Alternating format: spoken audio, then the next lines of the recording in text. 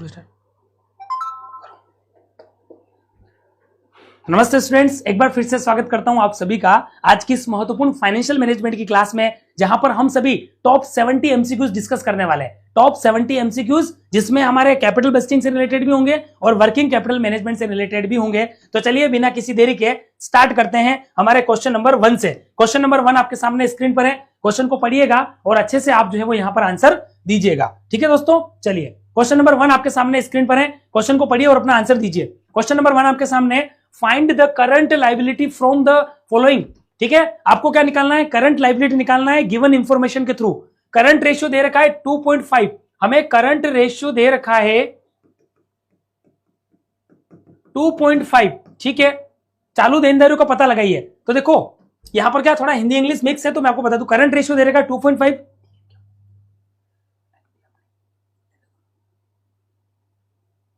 ये तो सोल्व करवाना है। चलिए देखो, करंट रेशियो दे रखा है आपको, लिक्विड रेशियो दे रखा है, वो दे रखा है आपको त्वरित अनुपात यानी कि 1.5, या इसको हम बोलेंगे क्विक रेशियो। क्विक रेशियो दे रखा है हमको 1.5। ठीक है, प्रीपेड एक्सपेंसेस नहीं है, नील है तो नहीं लिखना है। स्टॉक दे रखा है हमें इन्वेंट्री 74,000, हमें इन्वेंट्री दे रखी है 74,000। हमको क्या निकालना है? करंट लायबिलिटी निकालना है। चालू देनदारियों का पता लगाइए, तो आपको जो है वो यहां पर करंट लायबिलिटीज यहां पर जो है वो निकालना है। चलिए क्वेश्चन का आंसर दीजिए, आप भी सोल्व कीजिए और इस क्वेश्चन का मुझे फाइनली आंसर दीजिएगा। ठीक है, सभी जने जल्दी से इस क्वेश्चन का सभी आंसर दीजिएगा यहां पर।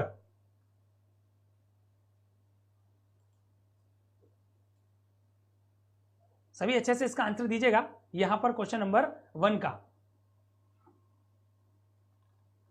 क्वेश्चन नंबर 1 आपके सामने आ चुका है। देखिए हमको क्या पूछा है कि करंट एसेट दे रखी है हमें 2.5। ठीक है, और हमें क्विक एसेट भी दे रखी है। लिक्विड रेशियो बोल दो यानी कि लिक्विड एसेट हो गई, क्विक रेशियो बोल दो एक ही बात है।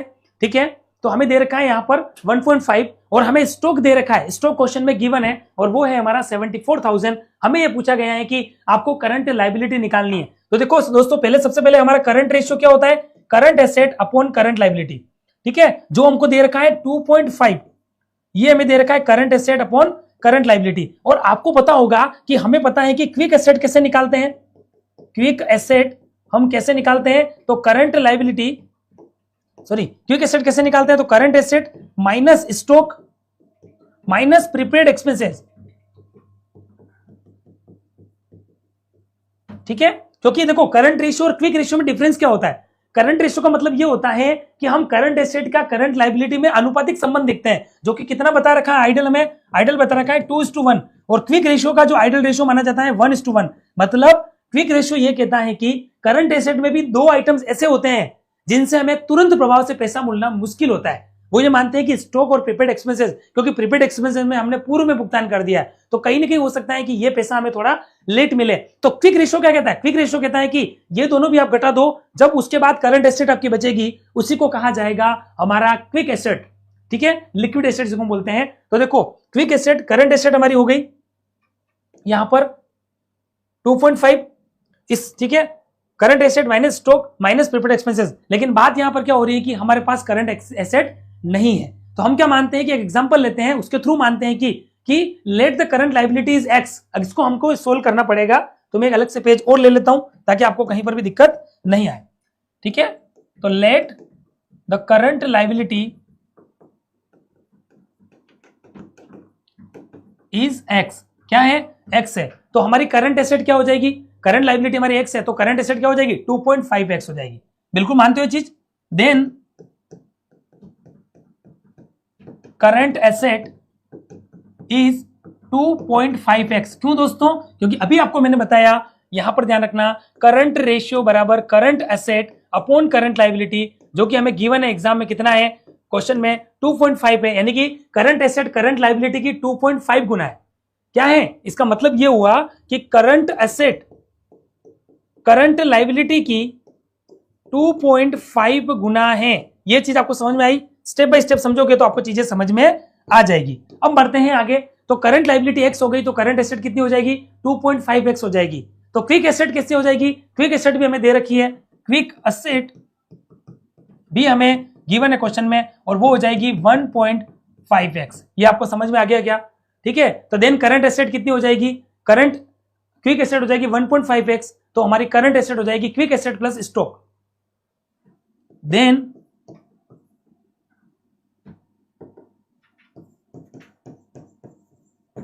करंट एसेट बराबर एक तो हो जाएगी क्विक एसेट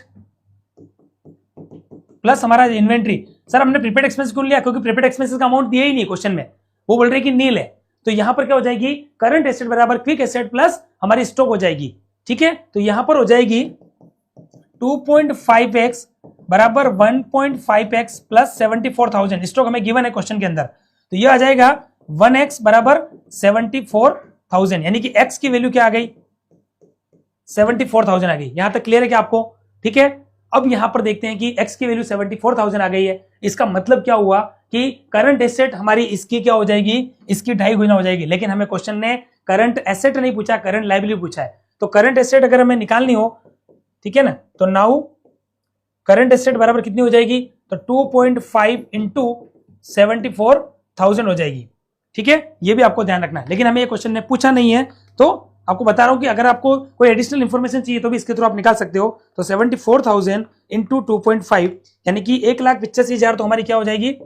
करंट एसेट हो जाएगी। और जो हमें क्वेश्चन ने पूछा वो हमें ऑलरेडी आंसर आ चुका है, और वो है हमारा करंट लायबिलिटी इज फाइनली 74,000।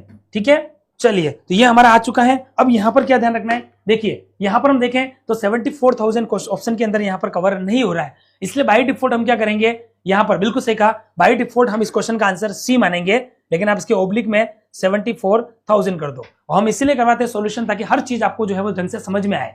ठीक है, बिल्कुल। मुझे बताओ ये चीज आपको समझ में आ रही है क्या?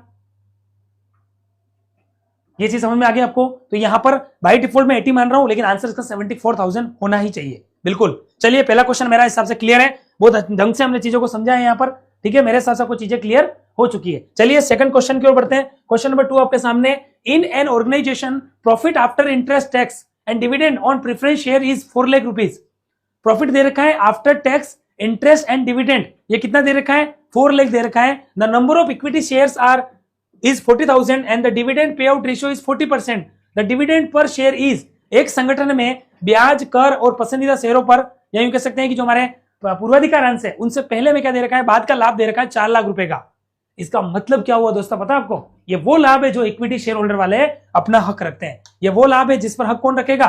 इक्विटी शेयर होल्डर्स रखेंगे। कौन रखेंगे? तो सबसे पहले कहानी शुरू करते आ जाइए। ये बच्चा देखो हमारा EBIT.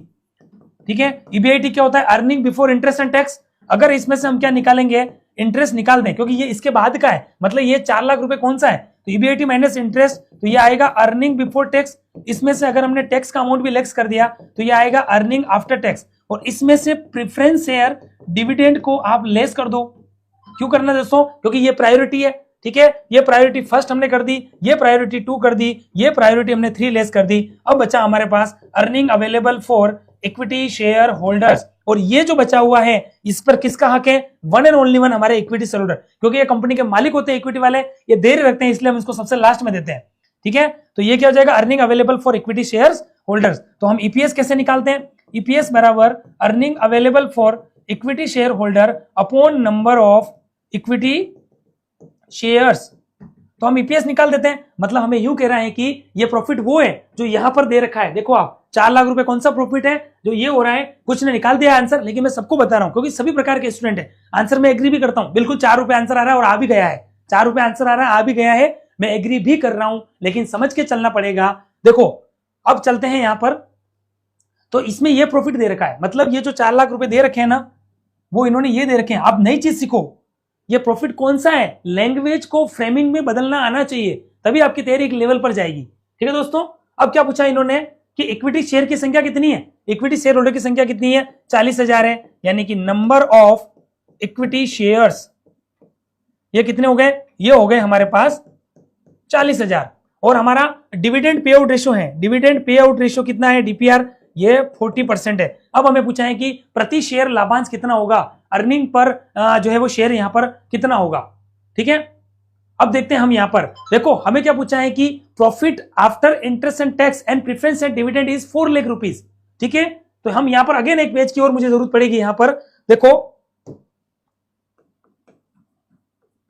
Profit after dividend tax and interest. यहां पर डिविडेंड किसका है, तो ये प्रेफरेंस शेयर होल्डर का है, ठीक है, पीसीए पीएसएच का है, और ये हमें दे रखा है क्वेश्चन ने गिवन 4 लाख रुपए। यहां तक क्लियर है आपको? 4 लाख हमें दे रखा है, डिविडेंड पे आउट 40% हो गया, तो टोटल इक्विटी डिविडेंड कितना हो जाएगा, 1,60,000, ठीक है। तो dividend pay out ratio is given 40% in the question itself, then total equity dividend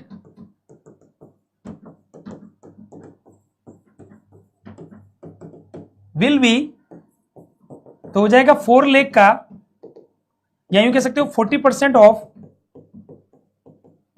4 lakh, और ये कितना आ जाएगा 1,60,000, 416, यानी कि 1,60,000 हमारा ये आ जाएगा। तो डिविडेंड पर शेयर कितना आ जाएगा, सीधी सी बात है, तो डिविडेंड पर शेयर हम कहेंगे now dividend per share,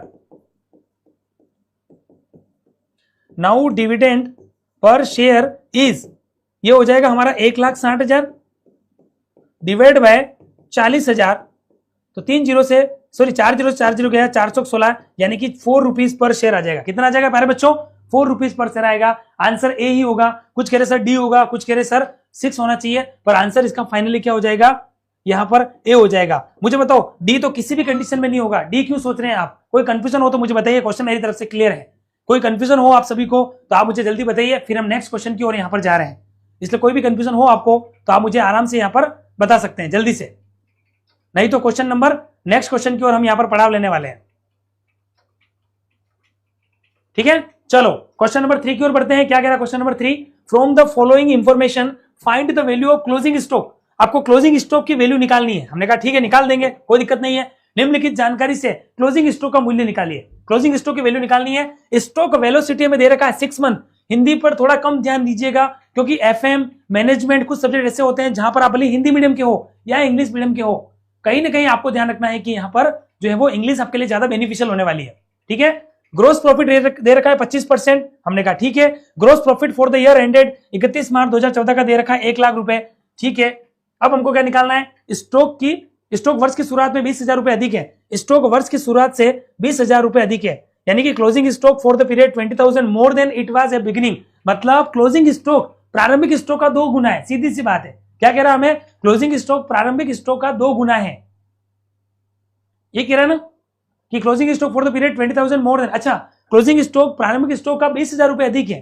clear है आप सभी को? मतलब फॉर एग्जांपल अगर आपका ओपनिंग स्टॉक 20,000 है तो क्लोजिंग स्टॉक क्या हो जाएगा, 20,000 अधिक है, इसका मतलब वो 40 हो जाएगा, समझने के लिए, ठीक है। तो चलिए शुरुआत करते हैं इस जंग की। यहां पर अगेन हम क्या करेंगे, सबसे पहले क्या लिखा आपको, स्टॉक वेलोसिटी दे रखा है 6 मंथ।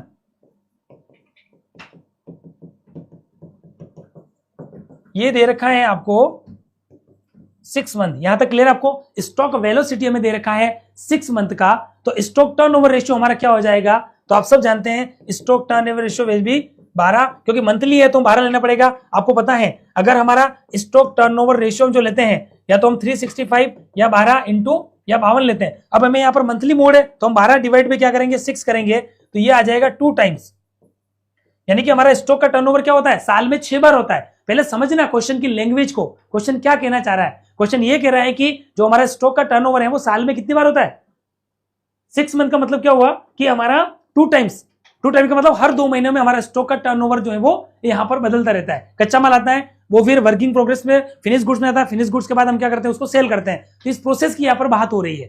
तो स्टॉक वेलोसिटी 6 मंथ दे रखा है, मतलब स्टॉक टर्नओवर हो गया 12/6 बराबर 2 मंथ हो जाएगा। अब बात करें सर एक और, हमें ग्रोस प्रॉफिट दे रखा है, तो ग्रोस प्रॉफिट के बेस पे तो हम सेल निकाल सकते हैं।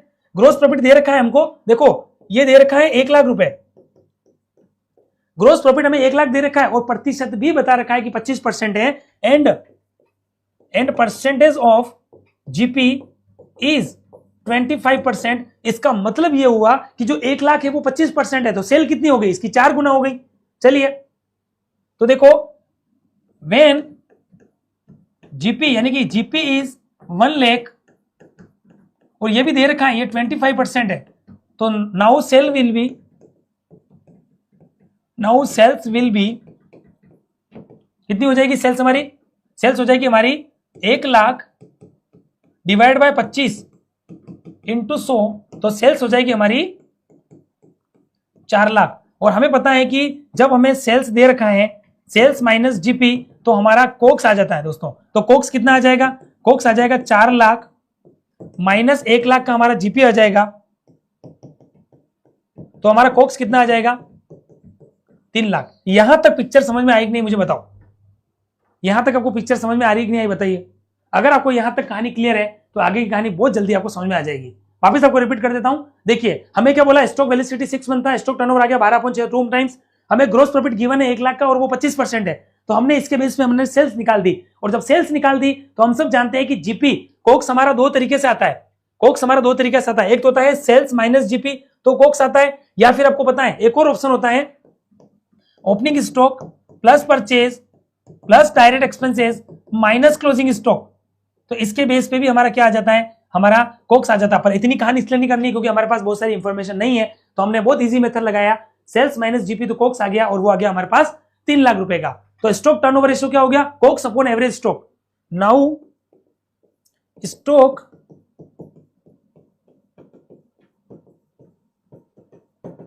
ठीक है, कोक्स अपॉन एवरेज स्टॉक। लेकिन कहानी अटक रही दोस्तों यहां पर, क्योंकि हमारे पास एवरेज स्टॉक अभी नहीं है, ये मानते हो?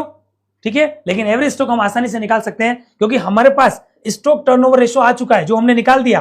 कैसे निकाला? तो 12 अपॉन हमने 6 किया तो 2 टाइम्स आया था, इसका मतलब ये हो जाएगा 2 बराबर कोक्स कितना हमारे पास? कोक्स है हमारे पास 3 लाख अपॉन हमारे पास आ गया एवरेज स्टॉक।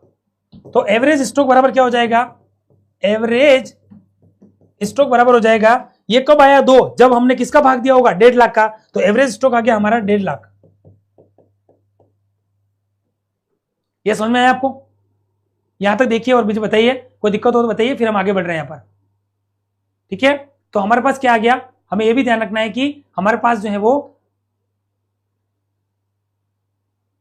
ठीक है। अब बात करते हैं हम आगे की। ठीक है, तो देखो अब यहां पर क्या ध्यान रखना है आपको कि ये हमारा आ गया एवरेज स्टॉक 1.5 लाख रुपए का। अब हमको एक चीज और करनी पड़ेगी यहां पर सॉल्यूशन में। ठीक है, चलिए थोड़ा सा क्वेश्चन मैंने लेंदी लिया, मैं मानता हूं क्वेश्चन ने क्या थोड़ी सी डिटेल्स में जानकारी ज्यादा मांग ली हमसे। ठीक है, तो हम सबको पता है कि इसने क्या बोला कि जो हमारा ओपनिंग स्टॉक है, ठीक है, ओपनिंग स्टॉक से क्लोजिंग स्टॉक 20,000 ज्यादा है। ओपनिंग स्टॉक से क्लोजिंग स्टॉक 20,000 रुपए ज्यादा है। ठीक है, तो if opening stock is X, now then if opening stock is X then closing stock will be क्या हो जाएगा? X plus 20,000। क्यों? क्योंकि क्लोजिंग स्टॉक ओपनिंग स्टॉक से 20,000 ज्यादा है। ओपनिंग स्टॉक से क्लोजिंग स्टॉक 20,000 ज्यादा है, तो if opening stock is X then closing stocks will be X plus 20,000। ये क्लियर है आपको? ठीक है, तो हमें क्या पूछा है इन्होंने? एवरेज स्टॉक हमें निकालना आ गया था, एवरेज स्टॉक हमें पता है, तो इसके बेस पे हम क्या कर सकते हैं? आसानी से हम हमारा क्या निकाल सकते हैं? यहां पर क्लोजिंग स्टॉक निकाल सकते हैं। तो एवरेज स्टॉक क्या हो जाएगा? तो आप सब जानते हो एवरेज स्टॉक क्या हो जाएगा। तो देखो, तो एवरेज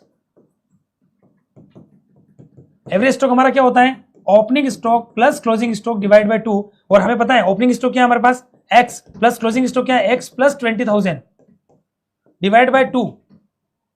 जो हमारे पास कितना आ रहा है?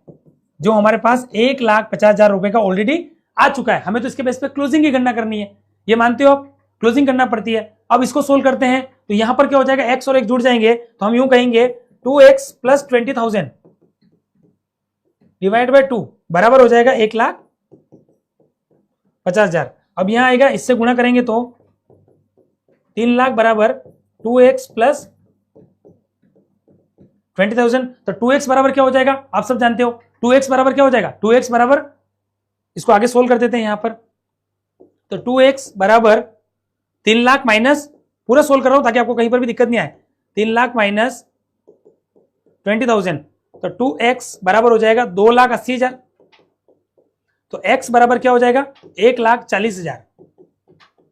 ठीक है, तो ये x हमारा क्या है, यहां पर x का मतलब था ओपनिंग स्टॉक, और ओपनिंग स्टॉक हमें पता लग गया है हमारा 1,40,000 आ गया। तो now closing stock is equal to x plus,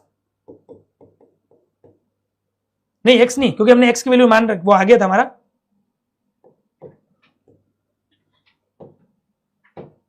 तो देखो नाउ क्लोजिंग स्टॉक क्या हो जाएगा, x तो आ गया, x की वैल्यू आ गई 1,40,000 प्लस 20,000, इससे ज्यादा है हमने कहा था, तो आंसर हो जाएगा 1,60,000। ये फाइनली हमारा आंसर होगा। लंबी कहानी थी पर एक अच्छी कहानी थी।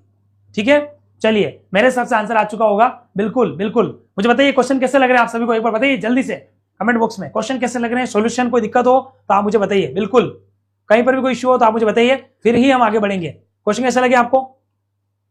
ठीक है, चलिए तो यहां पर आंसर हमारा हो चुका है 3 का आंसर आ जाएगा C option. C is the right answer, C is the right answer. देखो क्वेश्चन इतने लंबे एग्जाम में नहीं आएंगे, पर इसमें आपको फायदा क्या हो रहा है पता है? आपको फायदा ये हो रहा है कि आप एक क्वेश्चन में बहुत सारी चीजें समझना सीख रहे हो। एक क्वेश्चन में बहुत सारी चीजें आपको मैं सिखा रहा हूं।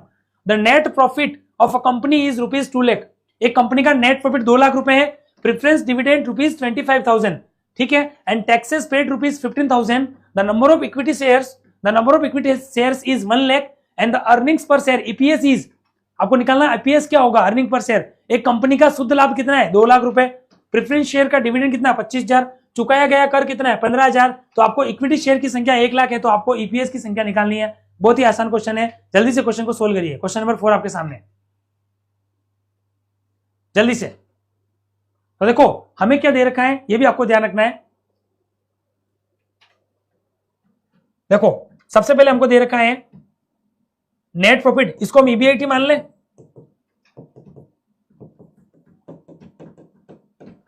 ये कह रहा है उसमें से प्रेफरेंस शेयर डिविडेंड, हमको पता है प्रेफरेंस शेयर का डिविडेंड क्या करना पड़ेगा, profit available to equity share holders. तो हमें पता है कि इस 2 लाख में से हमें क्या करना है, जो प्रेफरेंस शेयर का डिविडेंड है वो 25 हमें लेस करना पड़ेगा। मतलब हम एक तरीके से यूं भी कह सकते हैं कि इक्विटी शेयर होल्डर के लिए प्रॉफिट कितना बचा है, profit available to equity share holders. ये क्लियर हो आपको, profit available to equity shares holders. ठीक है, अब कितना बचा है इक्विटी शेयर होल्डर के लिए प्रॉफिट, ये भी देखो आप, इक्विटी शेयर होल्डर्स के लिए प्रॉफिट कितना बचा है ये भी आपको देखना पड़ेगा। अब यहां पर देखो एक हमारा अजम्पशन हो सकता है, अगर मैं इस बेसिस पे चलूं तो हमारा आंसर आ चुका है कि ईपीएस हो जाएगा, ईपीएस बराबर 1,75,000 डिवाइड बाय 1, तो ये 1.75 आ चुका है।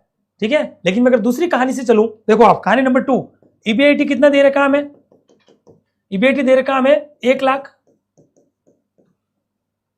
ठीक है, अगर मैं एजम्पशन डायरेक्टली ये लूं तो आंसर ये आना चाहिए।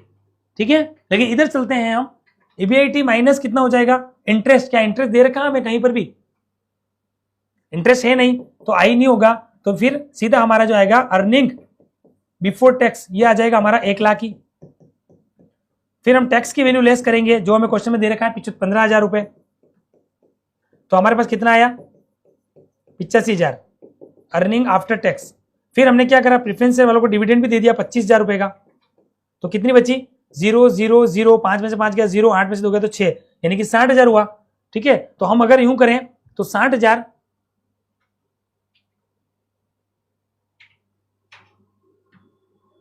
ओ सॉरी मैंने यहां पर 1 लाख लिख दिया, यहां 2 से स्टार्ट करना है, यहां 2 करो आप, यहां पर 2 हो जाएगा। यस, ये सेकंड बता रहा हूं, ये फर्स्ट पेज था, ये सेकंड है। 2 लाख में से यहां 2 लाख रहेंगे, 2 लाख में से 15 गया तो 1,85 सीधा हो जाएगा, और 1,85 में से 25 गया तो 1,60। ठीक है, अगर मैं इस चेंज से चलूं तो ईपीएस क्या हो जाएगा, यह आ जाएगा earning available for equity share holders, तो ईपीएस बराबर 1,60 डिवाइड हो जाएगा 1 लाख, तो इसके हिसाब से क्या आ रहा है 1.6 आ रहा है। देखो दोनों ही ऑप्शन मैंने आपको बता दिए हैं, लेकिन इसमें फिर भी हम देखें ना तो मोर क्लियर अगर देखा जाए तो बिल्कुल आपने सही कहा यहां पर। ठीक है, यानी कि अगर मैं बोलूं डायरेक्टली तो earning after tax minus preference dividend, बिल्कुल सही कह रहे हो, plus upon number of equity shares, तो आपका आंसर आ जाएगा। ठीक है, बिल्कुल, थैंक यू सो मच अगर आपको अच्छा लग रहा है तो। लेकिन मैं भी खुद इसमें कंसीडर करना चाहूंगा, क्योंकि देखो ये मेथड तब हम लागू करते हैं जब इसमें 1.6 आंसर नहीं आता। तो देखा जाए तो 20 ज्यादा इसमें मोर क्लियर आंसर है। क्यों? क्योंकि इसमें टैक्स की वैल्यू दे रखी है, इन्होंने सब बोला, तो 20 ज्यादा बेनिफिशियल आंसर होना चाहिए। ठीक है, चलिए क्वेश्चन नंबर 5 की ओर चलते हैं। चलिए क्वेश्चन नंबर 5 आपके सामने स्क्रीन पर है। The current ratio of Brave Limited is 2:1। Current ratio दे रखा है हमें, current asset upon current liability होती है, और ये दे रखा है 2:1 यानी कि 2/1।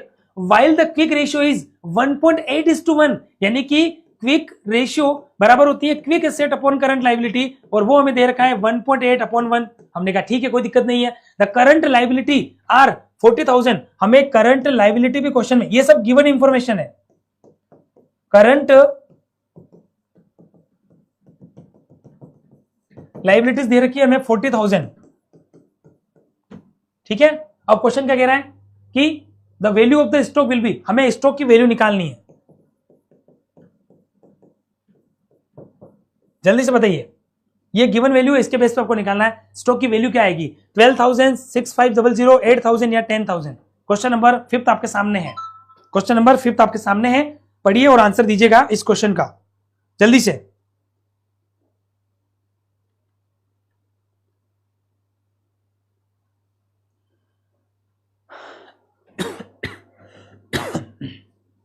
क्वेश्चन नंबर 5 का आंसर दीजिएगा। चलिए देखो क्वेश्चन क्या कह रहा है हमें, यहां तक आपको दिक्कत नहीं होगी मेरे हिसाब से, क्योंकि ये सब गिवन इंफॉर्मेशन है। करंट एसेट होती है, करंट रेशियो होता है current asset upon current liability 2:1। Quick ratio होता है quick asset upon current liability 1.8:1। ठीक है, दिक्कत नहीं है। चलिए आंसर आ चुका है मैक्सिमम का, बिल्कुल। अभी सी चेक भी कर लेंगे, सी कह रहे हैं सब 8,000। करंट लायबिलिटी दे रखी है हमें 40,000। तो देखो हमें पता है कि करंट लायबिलिटी 40,000 दे रखी है, तो करंट रेशियो क्या है, करंट रेशियो है 2:1। तो इसके बेस पे हम करंट एसेट निकाल सकते हैं, बिल्कुल निकाल सकते हैं। देखो तो देखो now then current asset will be, देखो हमें पता है कि करंट लायबिलिटी क्या है, देखो ये रेशियो होता है current, then current asset will be, तो हमें पता है कि current asset upon current liability दे रखा है 2:1, और ये हमें दे रखा अमाउंट ये 40,000 है। तो फिर क्या हो जाएगा, करंट एसेट कितनी हो जाएगी, ये 80,000 हो जाएगी। क्यों? क्योंकि ये 2:1 में दे रखी है, मतलब इसकी 2 गुना हो जाएगी। तो 80,000 तो हमारी क्या आ गई, करंट एसेट आ गई। अब क्विक रेशियो क्या दे रखा है, क्विक रेशियो दे रखा है हमें 1.8:1, 1.8:1 दे रखा है। ठीक है, इधर ले लेते हैं, देखो क्विक एसेट बराबर 1.8:1, और यहां पर भी पता हमें कि करंट लायबिलिटी अगर 40,000 है तो इसका 1.8 गुना करोगे ना, तो यह आ जाएगा 72,000। क्या आ जाएगा, यानी कि क्विक एसेट हमारे पास 72,000 आ गई है। यह समझ में आ रहा है आपको, क्योंकि 1.8:1 करना है, और हमारे पास जब दोनों एसेट आ गई है तो फिर हमें आंसर में कोई दिक्कत नहीं है। तो देखिए हम सबको पता है कि क्विक एसेट बराबर करंट एसेट माइनस स्टॉक। ठीक है, हमें स्टॉक की वैल्यू निकालनी है। ठीक है, तो हमें पता है कि ये आ रहा है हमारे पास 72,000, और ये दे रखा है हमें 80,000। ठीक है, तो माइनस स्टॉक, तो मुझे बताओ स्टॉक कैसे आएगा, तो स्टॉक की वैल्यू क्या रही होगी, तो स्टॉक की वैल्यू रहेगी, इसका माइनस हो जाएगा और वो आ जाएगा 8,000, यानी कि 80,000 माइनस 72,000, तो आंसर हो जाएगा हमारा 8,000, और 8,000 हमें दे रखा सी ऑप्शन में, तो सी हमारा सही आंसर हो जाएगा। C is the right answer, बिल्कुल सही कहा आपने, C is the right answer. Question number 6 क्यों आई है, कुछ क्वेश्चन मैंने प्रैक्टिकल डाले ताकि आपको अच्छे से समझ में आए और एक एग्जाम ओरिएंटेड प्रिपरेशन आप कर सको।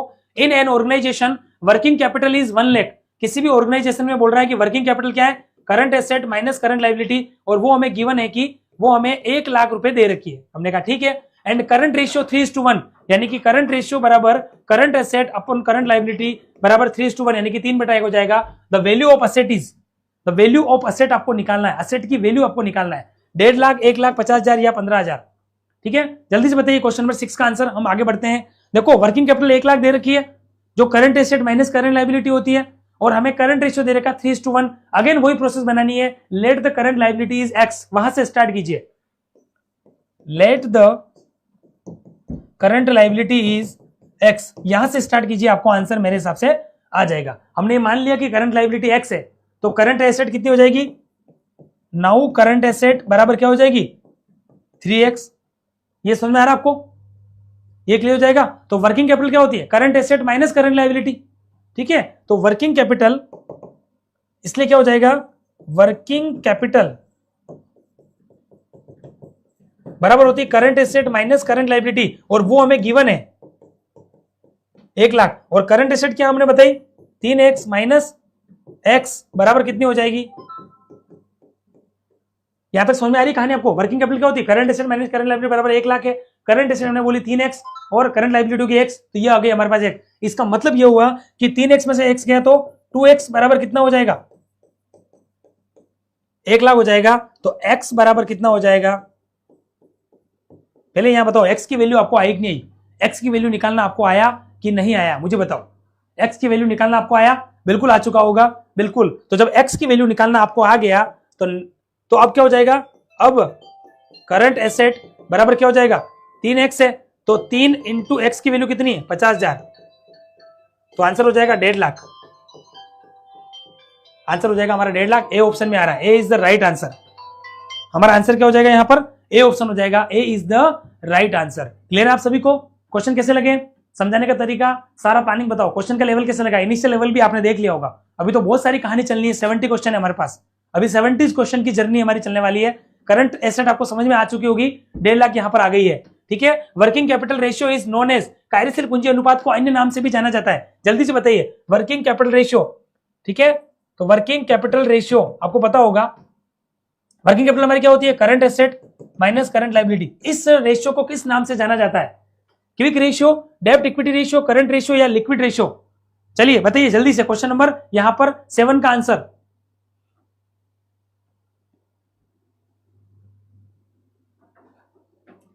ठीक है।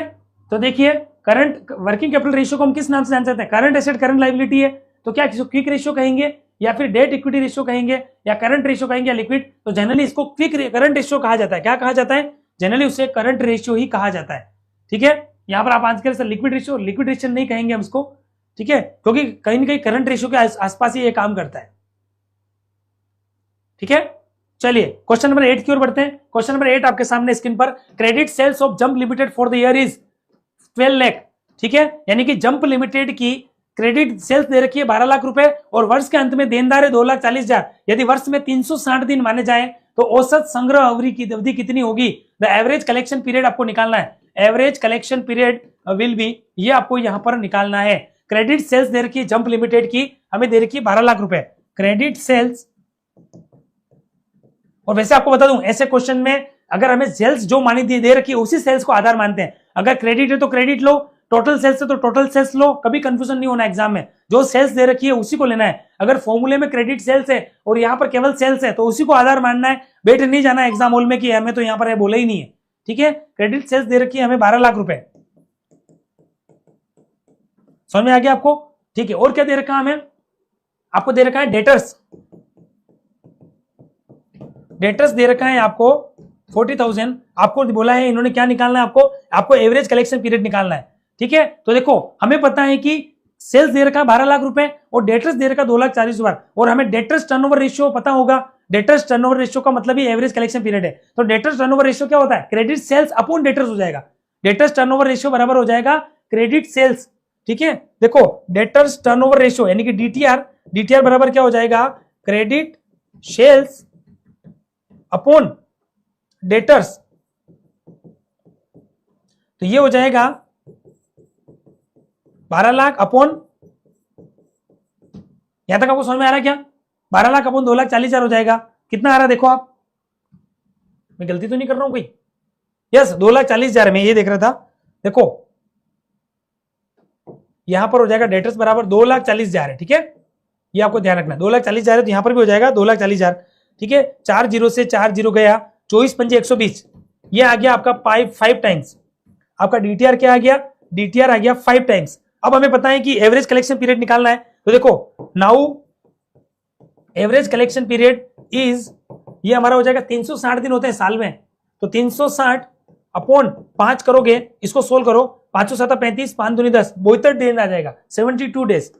B is the right answer. आपको आगे बढ़ना है, आपने यहां तक किया था ना सोल्यूशन इसका, आपने जो सोल्यूशन दिया था अभी तक, सर डेटर्स क्लोजिंग के दिए हैं। देखो मैंने आपको बता दूं, डेटर्स क्लोजिंग दो या ओपनिंग दो, क्वेश्चंस की गिवन इंफॉर्मेशन से आपको सॉल्यूशन पे जाना होता है। ऐसे क्वेश्चन मैंने कई बार कर रखे हैं, कोई दिक्कत वाली बात नहीं है। सीएस बहुत सारी कोचिंग पे आप पढ़ोगे तो आपको इस चीज समझ में आ जाएगी।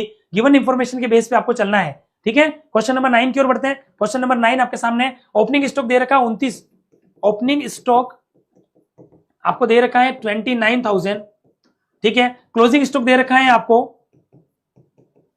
वो दे रखा है 31,000, ठीक है। परचेज दे रखी 2,42,000, ये दे रखी है 2,42,000, और स्टॉक टर्नओवर रेशियो एसटीआर दे रखा है। अच्छा ये निकालना है, ठीक है। तो जैसे उसके बेस पे गए उसी के बेस में अगर मेरे हिसाब से यहां पर आपको कोई दिक्कत नहीं आएगी। आपको स्टॉक टर्नओवर रेशियो निकालना है 12 टाइम, 15 टाइम, 9 टाइम या 8 टाइम। जल्दी से बताइएगा इस क्वेश्चन का आंसर। क्वेश्चन नंबर 9 आपके सामने देखो, ओपनिंग स्टॉक दे रखा है आपको ओपनिंग स्टॉक दे रखा हमें 29,000, ठीक है। क्लोजिंग स्टॉक दे रखा हमें 31,000, तो हम एवरेज स्टॉक निकाल सकते हैं, बिल्कुल निकाल सकते हैं। यहां तक तो आप भी कर लोगे। फिर हमें क्या पूछा है कि आपको एवरेज स्टॉक निकालना आ जाएगा, तो फिर आपको क्या करना है, आपको परचेज भी दे रखी है, उसके बेस पे आपको क्या करना है, क्वेश्चन को सोल्व करना है, ठीक है दोस्तों। तो देखो इसमें कैसे आंसर आएगा मैं आपको बताऊं, जो इंफॉर्मेशन है उसके बेस पे चलो। तो देखो नाउ ये सारी इंफॉर्मेशन तो हमें गिवन है क्वेश्चन के अंदर, ठीक है। नाउ क्लोज एवरेज स्टॉक,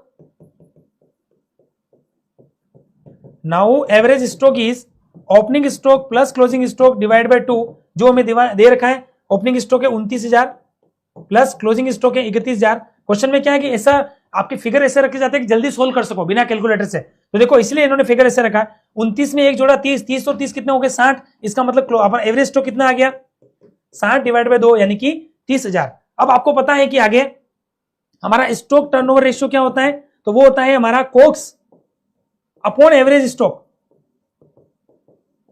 ठीक है। अब कोक्स नहीं है तो इसी को हमें कोक्स मानना पड़ेगा, इसी को हमें क्या करना पड़ेगा, अज्यूम्ड करना पड़ेगा, क्योंकि क्वेश्चन में पूरी सूचना नहीं है। तो हम मान के चलेंगे कि 2,42,000 ही हमारा क्या हो जाएगा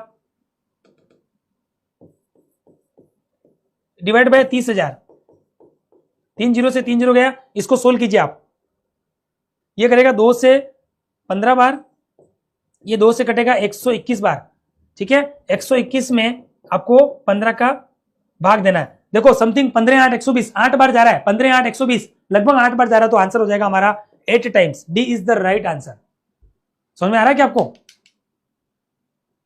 एक बार बता दीजिए, यहां तक कोई दिक्कत तो नहीं है? एक बार अच्छे से समझो और फिर मुझे इसका आंसर आपको बताना है। क्लियर है आपको? चलिए क्वेश्चन नंबर 10 की ओर बढ़ते हैं। क्वेश्चन नंबर 10 यहां तक देख लो, अगर कोई दिक्कत है तो आप मुझे पूछिए।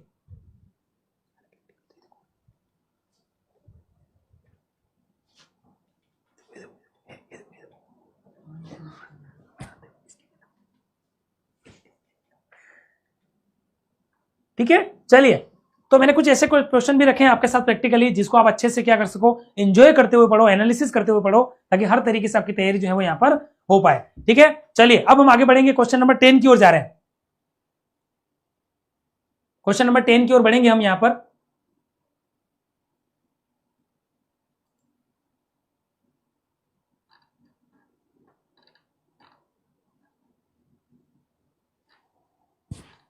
क्वेश्चन नंबर 10 की ओर चलते हैं हम।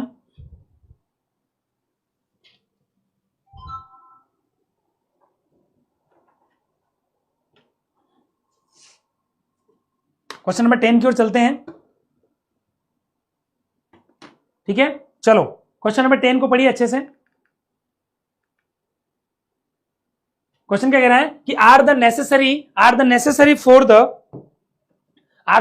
For the study of trends and directions of movements in the financial position and operating results of concern. किसी संस्था की वित्तीय स्थिति और संचालन परिणामों में प्रवृत्ति और गति, ये दोनों को अच्छे से याद रखना है। प्रवृत्ति और गति की दिशा के अध्ययन के लिए कौन सा आवश्यक हो जाता है?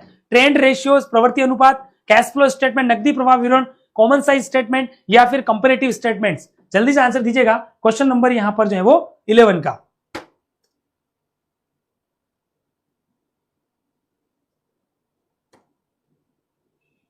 क्वेश्चन नंबर 11 का आंसर दीजिएगा फटाफट से।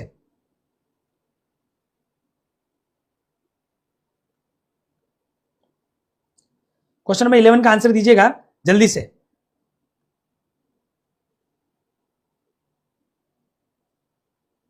क्वेश्चन नंबर 11 को पढ़िए और फटाफट से आंसर दीजिए, ताकि हम आगे बढ़ सकें और जल्दी से जो हमारे क्वेश्चंस को हम कर सकें।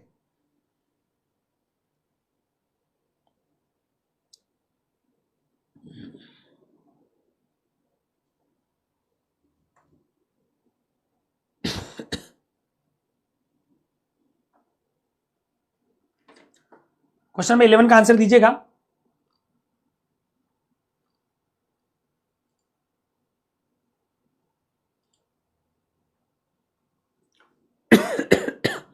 चलिए, कुछ कह रहे सर डी होगा, कुछ कह रहे सर सी होगा।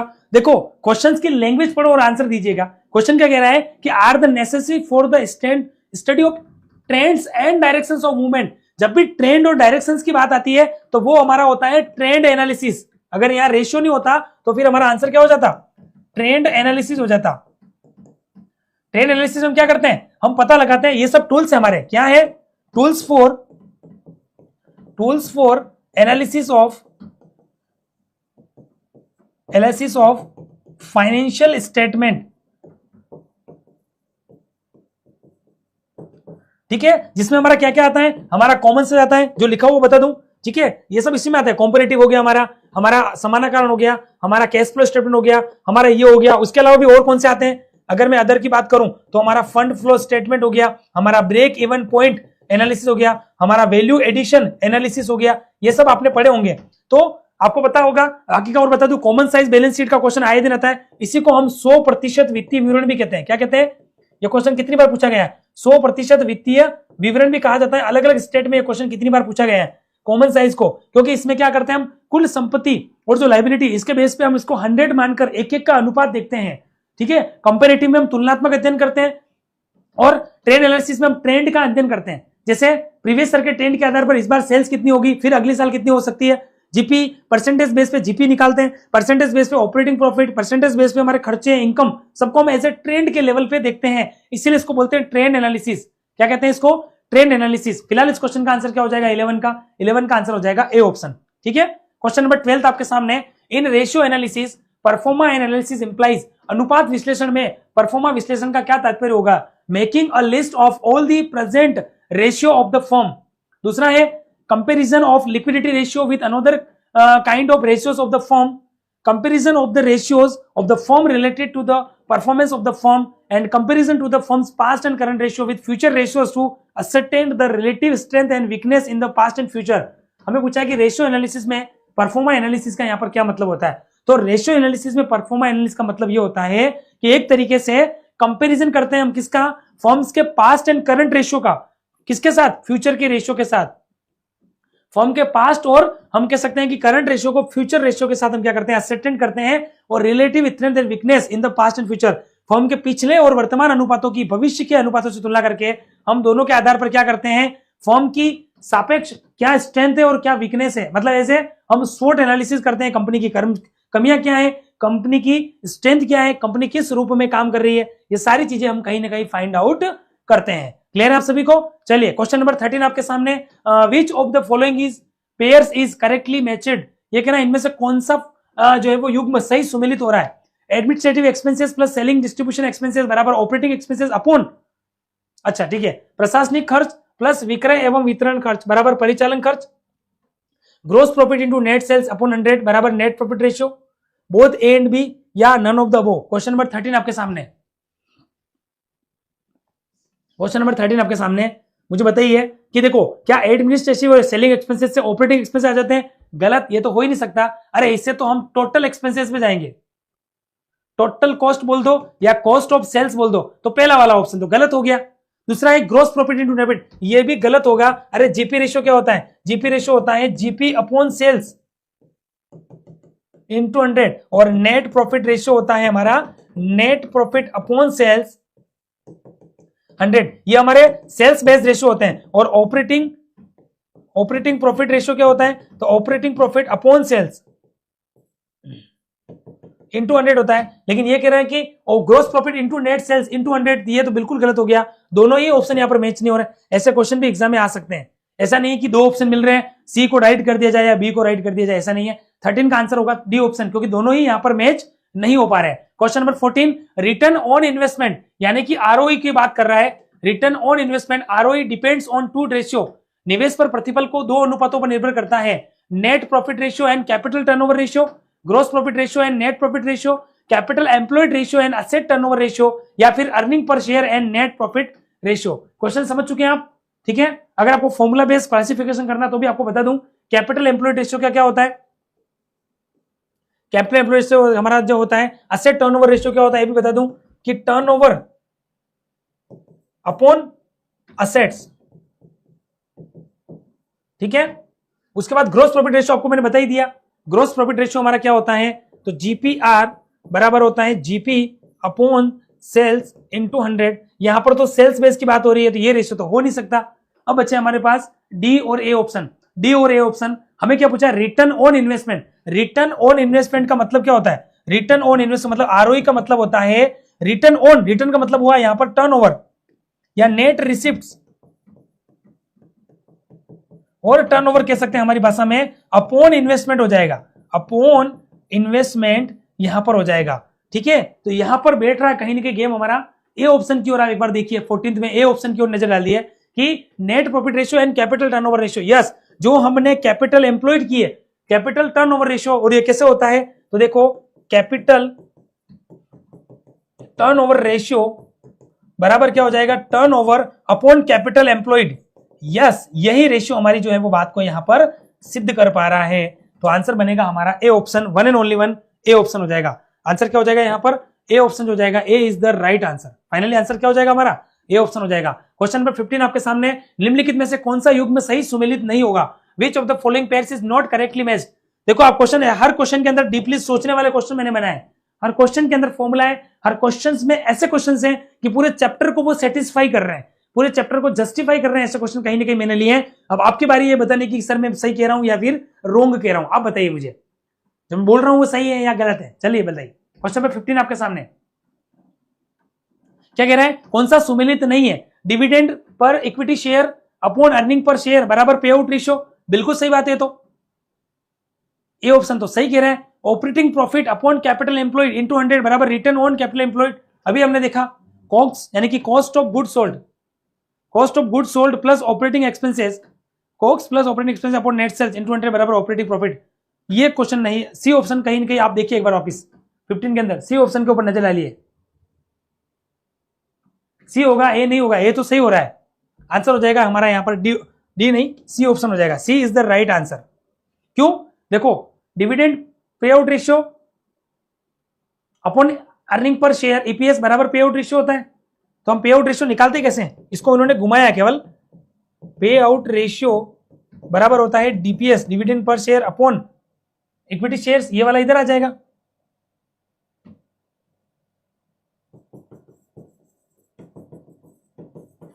यानी कि इसका मतलब क्या हुआ, यहां पर हो गया अर्निंग पर शेयर, ये ऑप्शन में खाली इधर उधर घुमाया है इन्होंने, इसको जो है वो घुमाया है। तो कुल मिलाकर ये ऑप्शन तो बिल्कुल सही था, ये तो सुमेलित था।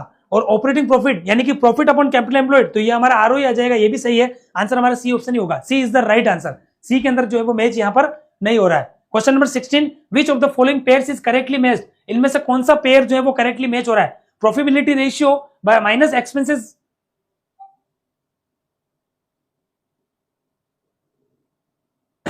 Activity ratio minus total asset turnover ratio, both A and B, या उपरोक्त none of the above, which of the following pairs is correctly matched.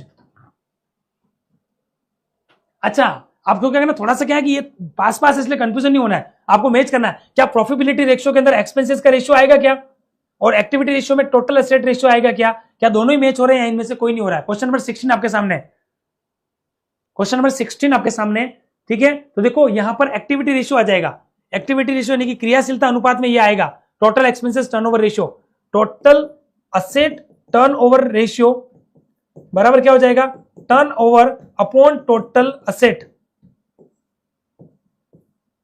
ये क्रियाशीलता में आएगा, बिल्कुल सही है। प्रॉफिटेबिलिटी रेशियो में हमारा क्या आ जाएगा, प्रॉफिटेबिलिटी रेशियो में हम जनरली क्या करेंगे, यूं देखा जाए तो ये भी मैच होना चाहिए। क्यों, क्योंकि प्रॉफिटेबिलिटी रेशियो में केवल हम प्रॉफिटेबिलिटी रेशियो की अगर हम बात करें तो ये हमारा जीपी रेशियो भी होता है, हमारा नेट प्रॉफिट रेशियो भी होता है, हमारा ऑपरेटिंग प्रॉफिट रेशियो भी होता है, हमारा नॉन ऑपरेटिंग प्रॉफिट रेशियो भी होता है। यूं देखा जाए तो एक्सपेंसेस रेशियो भी होते हैं, पर उसका मोटो एक्सपेंसेस भी होता है, इसलिए हम इसको कहेंगे। वैसे तो देखा जाए तो मैच नहीं होना चाहिए। 16 का आंसर बी सही बैठोगा। चलिए, return on investment is also known as ROI, return on investment यानी कि रिटर्न अपॉन या रिसिप्ट या टर्नओवर अपॉन इन्वेस्टमेंट, और कैपिटल एम्प्लॉयड,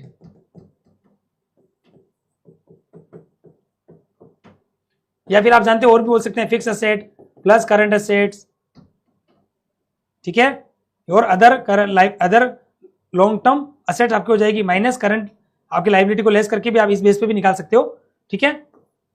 चलिए, तो हमें क्या बोला इन्होंने कि return on investment is also known as DuPont chart, activity ratio, PV ratio, या फिर मार्केट टेस्ट रेशियो। तो आपने पीवी रेशियो के बारे में तो निश्चित रूप से कहीं ना कहीं सुना होगा, ठीक है, लेकिन इसको डुपॉन्ट रेशियो कहा जाएगा डुपॉन्ट रेशियो भी कहा जाता है रिटर्न ऑन इन्वेस्टमेंट को। सर बात करते हैं कि एक्टिविटी रेशियो मैंने बताया, पीवी रेशियो क्या होता है, तो देखो सेल्स में से वेरिएबल कॉस्ट लेस कर दो तो हमारा कॉन्ट्रीब्यूशन आता है, क्या आता है, और कॉन्ट्रीब्यूशन में से आप जो है वो क्या कर दो, फिक्स्ड कॉस्ट को लेस कर दो, तो जिनको पीवी रेशियो नहीं पता है तो हमारा नेट प्रॉफिट आता है, क्या आता है दोस्तों, तो पीवी रेशियो क्या होता है, प्रॉफिट वॉल्यूम रेशियो बराबर क्या हो जाएगा, कॉन्ट्रीब्यूशन अपॉन सेल्स इनटू 100 हो जाएगा। समझ में आ रहा आपको, तो हम ये भी यूं भी कह सकते हैं कि कॉन्ट्रीब्यूशन बराबर सेल्स माइनस वेरिएबल कॉस्ट बराबर फिक्स कॉस्ट प्लस प्रॉफिट। इस तरीके से आपको कोरिलेटिव स्टडी जो है वो यहां पर आ जाएगा, कोरिलेटिव स्टडी भी यहां पर जो है वो आना चाहिए। Question number 18, working capital means कार्यशील पूंजी का मतलब क्या होता है, तो वर्किंग कैपिटल हमारी होती है current asset minus current liability. तो fix asset, current liability, current asset या रिजर्व। अब देखा जाए इस क्वेश्चन में थोड़ा सा कंफ्यूजन किया गया है, क्वेश्चन नंबर 18 के आपके अंदर आप देख सकते हो, हमें क्या पूछा, वर्किंग कैपिटल, तो current asset minus current liability होती है। अब क्वेश्चन में करंट एसेट भी पूछा है और करंट लायबिलिटी भी यहां पर पूछा गया है, ए और यहां पर डी ऑप्शन का तो कोई मायना ही नहीं रहेगा, ठीक है। तो current asset minus current liability होती है, ठीक है। लेकिन हम क्या करेंगे यहां पर कहीं ना कहीं हम दोनों का मैचअप देखते हैं, तो फिर हम क्या बोलेंगे कि यहां पर सी ऑप्शन हो जाएगा। अब उसका रीजन क्या है समझो, देखो हमारी क्या होती है कि दो प्रकार की अवधारणाएं होती है, अवधारणा होती है दो प्रकार की, कॉन्सेप्ट होते हैं, एक होता है हमारा जिसको बोलेंगे हम ग्रोस अप्रोच, सकल अवधारणा, और एक होती है नेट अप्रोच। ये क्वेश्चन आधे को समझ में नहीं आया होगा शायद, तो मैं आपको क्लियर कर देता हूं। एक होती है ग्रोस अप्रोच, और ग्रोस अप्रोच कहती है टोटल ऑफ करंट एसेट, इस वजह से, और नेट अप्रोच कहती है कि वर्किंग कैपिटल बराबर current asset minus current liability. मेरे हिसाब से आपको आंसर क्लियर हो चुका होगा यहां पर, ठीक है। यस, मैं वही तो कह रहा हूं, ग्रोस पॉइंट, तभी तो मैंने समझाया, मैंने कहा दोनों हो सकता है, लेकिन फिर हमें पता लगा कि ग्रोस अप्रोच से देखें तो आंसर क्या हो जाएगा, इस बेस पे होगा, फिर आंसर हमारा सही हो जाएगा, सी ऑप्शन। बिल्कुल आपने आंसर दिया वो मैंने बाद में देखा, इधर देखिए आप, मैंने वो चीज क्लियर कर दी है, ग्रोस के बेस पे हमारा हो जाएगा, बिल्कुल सही कहा आपने। Next question, net working capital is calculated, ये क्वेश्चन हमारे लिए वापस इजी है। शुद्ध कार्यशील पूंजी क्या होता है, तो नेट वर्किंग कैपिटल बराबर current asset minus current liability, ठीक है। तो current asset minus current liability C के अंदर आया हुआ है, जहां इजी क्वेश्चन है हम जल्दी आगे बढ़ते रहेंगे। बिल्कुल 19 का आंसर सी हो जाएगा। 20, gross working capital concept focus on किस पे करता है, टोटल लायबिलिटी नहीं, ओनली करंट लायबिलिटी नहीं, total current asset, yes C. 20 का आंसर क्या हो जाएगा, 20 का आंसर यहां पर सी हो जाएगा, बिल्कुल 20 का आंसर क्या हो जाएगा, 20 का आंसर सी हो जाएगा। Which concept is also known as net working capital concept, किस अवधारणा को शुद्ध कार्यशील पूंजी अवधारणा भी कहा जाता है, परिमाणात्मक, गुणात्मक, स्थायी या नकदी। तो आपने पढ़ा होगा यहां पर कि हमारी जो, आपने पढ़ा बिल्कुल 21 के अंदर पढ़ा होगा, देखिए हमारी जो गुणात्मक अवधारणा होती है उसी को हम क्या कहते हैं, उसी को हम कहते हैं शुद्ध, ठीक है। शुद्ध यहां पर जो है वो क्या कहा जाता है, कार्यशील पूंजी की अवधारणा कहा जाता है। क्लियर है आप सभी को ये वाला, एक बार यहां तक चीजें देख लो, आगे बढ़ रहे हैं हम, क्वेश्चन नंबर 20 तक एक बार अच्छे से आप देख लो।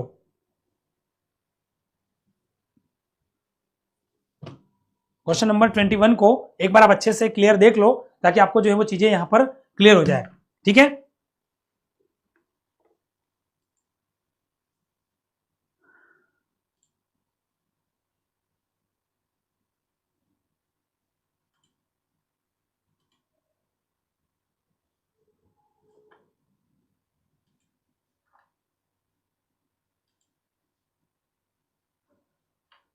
क्वेश्चन नंबर 21 देखिए,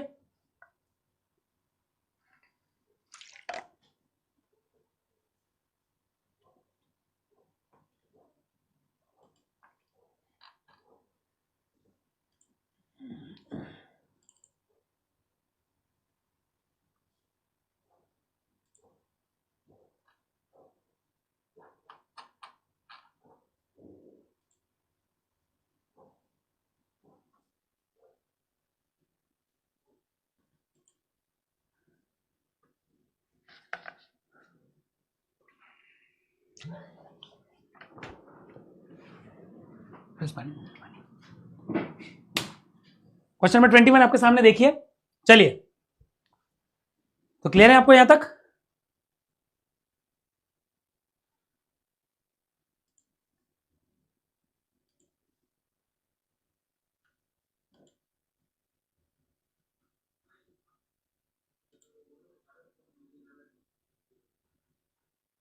ट्वेंटी वन आपको समझ में आ गया?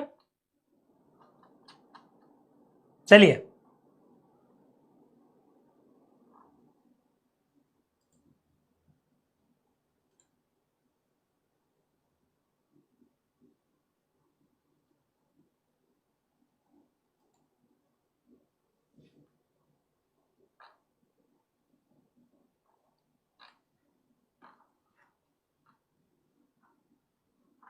चलिए, ठीक है। देखिए, अब हम पढ़ते हैं। आप कह रहे हो कि सर कैसे होगा? देखो, दो प्रकार की अवधारणा होती है। एक होती है, आपने जब पढ़ा होगा, एक होता है मात्रात्मक और एक होता है गुणात्मक। मात्रात्मक और गुणात्मक। जो मात्रात्मक होती है ना, वो टोटल के ऊपर फोकस करती है, मात्रात्मक। इसीलिए हम इसको बोलते हैं ग्रॉस वर्किंग कैपिटल। और ये होती है टोटल ऑफ करंट एसेट। इसको आप कह सकते हो एक तरीके से कहीं ना कहीं ग्रोस के रूप में। जो हमारी होती है क्वांटिटेटिव, और ये होती है हमारी क्वालिटेटिव, जो हमारे किसके ऊपर बात करती है? वापस वही चीज है जो नेट के ऊपर। और ये होती है टोटल ऑफ करंट एसेट, और ये होती है हमारी नेट। और नेट कैसे आती है? तो current asset minus current liability, जिसके लिए मैं बात कर रहा था। इसको समझिए एक बार, आप मेरे हिसाब से क्लियर हो चुका होगा। ठीक है, ये भी हमारी होती है। एक हमारी और होती है, जो हमारी होती है मौसमी और स्थायी। मौसमी का मतलब होता है सीजनल, और स्थायी का मतलब होता है फिक्स्ड।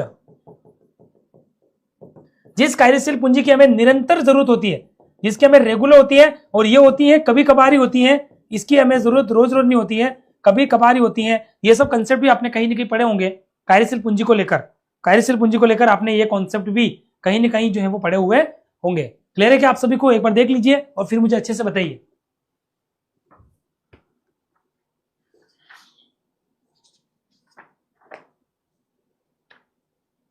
कोई इश्यू हो तो आप मुझे बताइए, फिर मैं आगे बढ़ रहा हूं। तो परिमाणात्मक और गुणात्मक दो प्रकार की अवधारणा होती है। सकल कार्यशील पूंजी को हम क्या कहते हैं? क्वांटिटेटिव कहते हैं। और हमारी जो गुणात्मक होती है उसको हम क्या कहते हैं? क्वालिटेटिव। तो गस्टनबर्ग ने गुणात्मक के ऊपर बात करी, और हमारे मीड मेलेट और फील्ड ने किसके ऊपर बात करी? उन्होंने जो है वो यहां पर क्वांटिटेटिव के ऊपर बात करी है। क्लियर है कि आप सभी को ये वाला? ठीक है, चलिए। मात्रात्मक के ऊपर आपने नाम सुना होगा, मीट है, मेलेट है। और गुणात्मक के ऊपर आपने अगर पढ़ा हो तो हमारा गेस्टनबर्ग है, जिन्होंने किसके ऊपर बात करी है? इसके ऊपर। तो ये नेट अप्रोच के ऊपर बात करता है, ये ग्रोथ के ऊपर बात करता है। वही चीजें जो हमने पहले पढ़ी, सकल और शुद्ध। सकल के लिए ये हो जाएगा, शुद्ध के लिए ये हो जाएगा। आंसर हो जाएगा बी ऑप्शन। क्लियर है आप सभी को? चलिए, क्वेश्चन नंबर 22, स्थायी अथवा नियमित कार्यशील पूंजी का क्या तात्पर्य होता है? 22 को पढ़िए। फिक्स्ड और regular working capital refers to capital used in long term investment, minimum capital permanently required for operation, capital used for advertising, या capital used in purchasing fix assets. Fixed और रेगुलर वर्किंग कैपिटल। और अभी आपको मैंने बताया fixed और regular का मतलब जिसकी निरंतर हमें जरूरत होती है, ऐसी वर्किंग कैपिटल जिसकी हमें रेगुलर जरूरत होती है, which we have regular requirement, which we have regular requirement, then it is called as a fixed or regular working capital। क्या आप सभी को ये क्लियर है क्या? एक बार मुझे बता दीजिए जल्दी से। ठीक है, तो क्वेश्चन नंबर 22 का आंसर आपको क्लियर हो चुका होगा। 22 का आंसर हो जाएगा यहां पर। देखिए क्या पूछ रहा है, फिक्स्ड और रेगुलर। तो हम क्या बोल सकते हैं एक तरीके से कि दीर्घकालीन निवेश में नहीं, ये तो आंसर पॉसिबल नहीं है। विज्ञापन, ये भी हम रेगुलर नहीं करेंगे। स्थायी संपत्तियां खरीदनी है तो ये तो ऑप्शन में आ ही नहीं सकता। आंसर हो जाएगा हमारा बी ऑप्शन, जो क्या कह रहा है समझिए कि minimum capital permanently required for operation. Yes, जो व्यवसाय के संचालन हेतु रेगुलर हमें जिसकी जरूरत होती है, व्यवसाय के संचालन हेतु जिसकी हमें रेगुलर जरूरत होती है, उसी को कहते हैं फिक्स्ड और रेगुलर। मेरे हिसाब से आंसर आपको क्लियर हो चुका होगा। 23, seasonal working capital is required every day, नहीं, only at 1 year end as specific time for seasonal demand और नेवर, इसका आंसर भी मेरे हिसाब से किसी को दिक्कत नहीं है। जब हमें रेगुलर स्पेसिफिक टाइम पर ही इसकी रिक्वायरमेंट हो उसी को कहते हैं हम specific time for seasonal demand.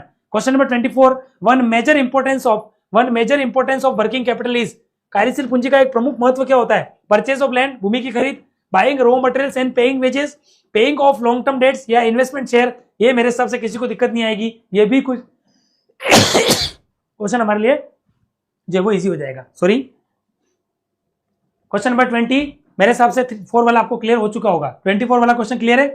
चलिए 25, विच of the following is not an advantage of adequate working capital, इनमें से कौन सा पर्याप्त कार्यशील पूंजी का लाभ नहीं है? क्विक पेमेंट टू सप्लायर्स, समझना ये तो लाभ है हमारा, increase in goodwill, increase in fix asset या exploring business opportunities. Question number 25 आपके सामने। क्वेश्चन क्या कह रहा है, समझ में आ रहा है आपको? क्वेश्चन कह रहा है कि इनमें से कौन सा पर्याप्त कार्यशील पूंजी का लाभ नहीं है? तो विक्रेताओं को त्वरित भुगतान, ये बात सही है, और जब आप समय समय पर भुगतान करोगे तो आपकी गुडविल भी बढ़ेगी, बिल्कुल सही बात है, ठीक है, और व्यवसाय के अवसरों का लाभ उठा पाओगे क्योंकि लोगों का आपके ऊपर बिलीव होगा। लेकिन इंक्रीज इन फिक्स एसेट, यहां पर इसका कोई कनेक्शन नहीं है क्योंकि ये फिक्स एसेट की बात कर रहा है, जबकि हम करंट एसेट की बात करते हैं वर्किंग कैपिटल में दिन खर्चों के लिए। तो आंसर हो जाएगा हमारा C option. Which of the following is a long term source of working capital, इनमें से कौन सा कार्यशील पूंजी का दीर्घकालीन स्रोत है? आपने पढ़ा होगा कार्यशील पूंजी के हमारे बहुत सारे स्रोत होते हैं, कार्यशील पूंजी के हमारे क्या होते हैं, बहुत सारे जो है वो स्रोत होते हैं, आपने पढ़े होंगे, बहुत सारे स्रोत होते हैं। तो उसमें हमारे लॉन्ग टर्म भी होते हैं, हमारे शॉर्ट टर्म भी होते हैं। तो ये कह रहा है कि इनमें से कौन सा कार्यशील पूंजी का जो है वो यहाँ पर शॉर्ट टर्म या लॉन्ग टर्म होगा? तो आपने पढ़े होंगे इनमें से कौन सा कार्यशील पूंजी का लॉन्ग टर्म सोर्सेज हो जाएगा? तो आपने पढ़ा होगा कार्यशील पूंजी के बहुत सारे स्रोत होते हैं जिसमें लॉन्ग टर्म भी होते हैं और शॉर्ट टर्म भी होते हैं। क्या बैंक ओवरड्राफ्ट होगा? नहीं। रिटर्न अर्निंग, पब्लिक डिपॉजिट या ट्रेड क्रेडिट्स, 4 आपके सामने ऑप्शन है, ठीक है, तो मुझे बताइए। तो देखो कार्यशील पूंजी के बहुत सारे स्रोत होते हैं, हमारे लॉन्ग टर्म भी होते हैं और शॉर्ट टर्म भी होते हैं। लॉन्ग टर्म के अंदर क्या होते हैं, हमारे ओन सोर्स भी होते हैं और बोरोड सोर्स भी होते हैं, ये भी आपको ध्यान रखना है, ठीक है। तो कार्यशील पूंजी के जो सोर्सेज होते हैं वो 2 तरीके से होते हैं, एक तो होते हैं लॉन्ग टर्म और एक होते हैं शॉर्ट टर्म। लॉन्ग टर्म में वापिस हमारा 2 आते हैं, पहला होता है हमारा सोर्स ऑफ फंड, या इसको आप यूं कह सकते हो कि ओन्ड फंड, ओनर्स फंड, और ये आता है बोरोइंग फंड्स।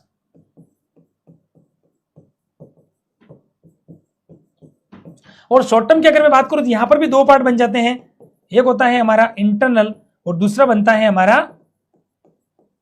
एक्सटर्नल। तो सोर्सेज की बात करें लॉन्ग टर्म और short term, sources of fund का मतलब क्या, जो स्वामिगत स्रोत है, जो हमारे होते हैं ओन्ड सोर्स, जैसे इक्विटी शेयर कैपिटल ये आएगा, रिटेन अर्निंग हो गया हमारा, फिक्स एसेट हो गई सेल, ये आ जाएगा इसमें, ठीक है, ताकि लिखना भी हो आपको। तो देखो जैसे हमारा हो गया इक्विटी शेयर कैपिटल,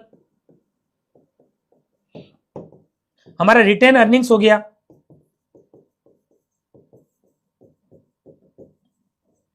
ठीक है, उसके बाद हमारा सेल ऑफ फिक्स एसेट, हमने हमारी कोई फिक्स एसेट को सेल किया, ठीक है। बोरोड फंड में कौन सा होता है, बोरोड का मतलब डिबेंचर्स, जो हमारे ऋण की यहां पर होता है, तो यहां पर आ जाएगा हमारा डिबेंचर्स, ठीक है। लॉन्ग टर्म डेप्ट हो जाएगा,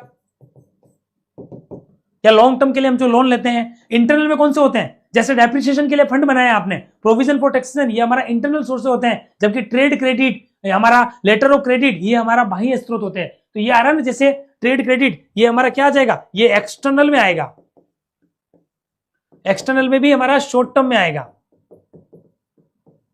पब्लिक, अब देखो, अब मुझे बताओ यहां पर कोई दिक्कत तो नहीं है, इंटरनल के अंदर 1-2 और लिख लो, जैसे मान लो डेप्रिसिएशन फंड हो गया,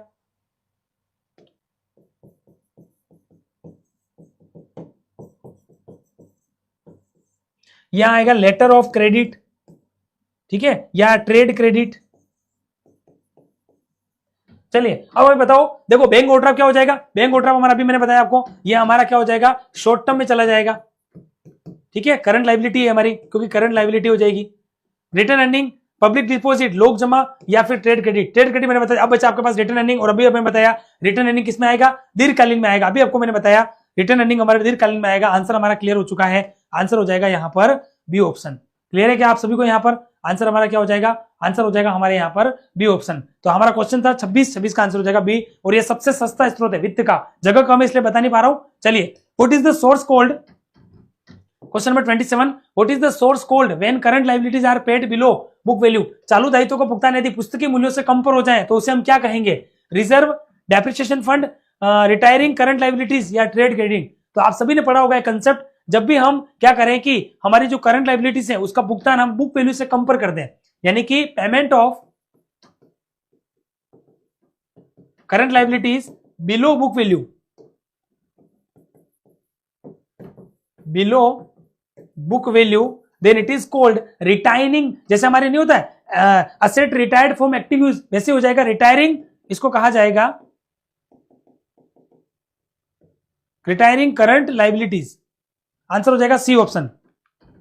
ठीक है, which of the following is an internal source, internal short term source of working capital? अभी आपको मैंने सोर्स से बताया, इनमें से कौन सा जो है वो यहां पर कार्यशील पूंजी का आंतरिक अल्पकालीन स्रोत हो जाएगा? एडवांसेस फ्रॉम कस्टमर, ग्राहकों से अग्रिम, डेप्रिसिएशन फंड और ट्रेड क्रेडिट या बैंक लोन? तो आपको ध्यान रखना है डेप्रिसिएशन फंड हमारा इंटरनल सोर्स में आएगा, बाकी ग्राहकों से अग्रिम, व्यापारिक ऋण और बैंक ऋण ये हमारा क्या आ जाएगा? एक्सटर्नल में आ जाएगा। एक्सटर्नल में भी किस में जाएगा? शॉर्ट टर्म में जाएगा। तो आंसर हो जाएगा 28 का बी ऑप्शन। क्लियर है क्या आप सभी को? अभी मैंने बताया आपको डेप्रिसिएशन फंड के बारे में। ठीक है, चलिए 29, operating cycle methods. Operating cycle methods estimates working capital by calculating. परिचालन चक्र की कार्यशील पूंजी का अनुमान लगाने वाली होता है। Net profit only, total fix assets, total operating cycle expenses या कैश फ्लो? आपने पढ़ा होगा ऑपरेटिंग साइकिल मेथड पढ़ा होगा आपने। ठीक है, आपको पता है कि raw material plus WIP plus finish goods plus debtors minus creditors. ये कहानी आपको याद आ रही है क्या? ठीक है, अब क्वेश्चन क्या कह रहा है कि परिचालन चक्र विधि, यानी कि परिचालन चक्र विधि कार्यशील पूंजी का अनुमान लगाती है। तो आंसर हो जाएगा total operating cycle expenses. C is the right answer. बिल्कुल, इसका अनुमान ही तो लगाती है। According to Mead Malott and Field working capital is equal to, working capital किसके बराबर होती है? अभी आपको मैंने बताया कि मिल्ड, मेल्ट एंड फील्ड के अनुसार वर्किंग कैपिटल किसके बराबर होती है? तो टोटल ऑफ करंट एसेट। ठीक है, जिसको हम क्या बोलते हैं? Gross approach. और अगर मैं बात करूं गेस्टनबर्ग की, तो इन्होंने बताया था नेट अप्रोच, यानी कि वर्किंग कैपिटल बराबर current asset minus current liability. ठीक है, तो आप बताइए fixed assets, reserve, current asset या नेट प्रॉफिट? तो मेरे हिसाब से आप समझ चुके होंगे हमारा आंसर क्या हो जाएगा यहां पर? करंट एसेट हो जाएगा। C is the right answer. C is the right answer. Which committee was formed in 1974 to regulate bank credit for working capital? कार्यशील पूंजी के लिए बैंक साख विनियमन हेतु 1974 में कौन सी समिति बनी थी? मराठे, ये मराठे हो गया, इसको मराठे कर देना। मराठे बनी थी क्या? टंडन, चोरे या देसाई समिति? जल्दी से आंसर दीजिएगा क्वेश्चन नंबर 31 का। क्वेश्चन नंबर 31 का आंसर दीजिएगा। ठीक है, क्वेश्चन कैसे लग रहे हैं एक बार बताते रहिए। 30 तक पहुंच चुके, मेरे हिसाब से सभी को आंसर बहुत अच्छा लग रहे होंगे। हर क्वेश्चन में हम हर डिग्री से, हर एंगल से हम यहाँ पर पढ़ रहे हैं, तो मेरे हिसाब से आपको कहीं पर भी दिक्कत नहीं आ रही होगी और एक अच्छे से स्टडी हम जो है वो यहाँ पर कर पा रहे होंगे, ऐसा मैं कहीं ना कहीं मानता हूं। क्या आपको चीजें समझ में आ रही है?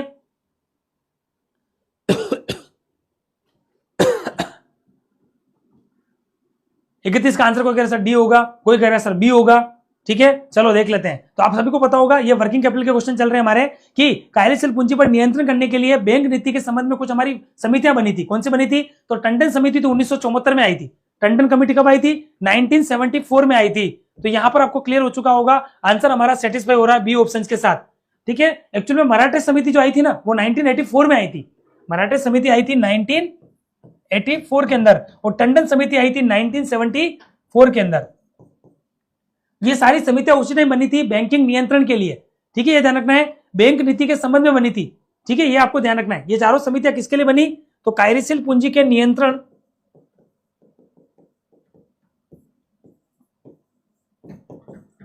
कार्यशील पूंजी के नियंत्रण व बैंक नीति, यानी कि फॉर वर्किंग कैपिटल कंट्रोल या for controlling of working capital and bank policy, इनके लिए ये नीतियां आई थी। कौन सी? जिस समितियों की बात कर रहे हैं, तो टंडन समिति 1974 में आई थी।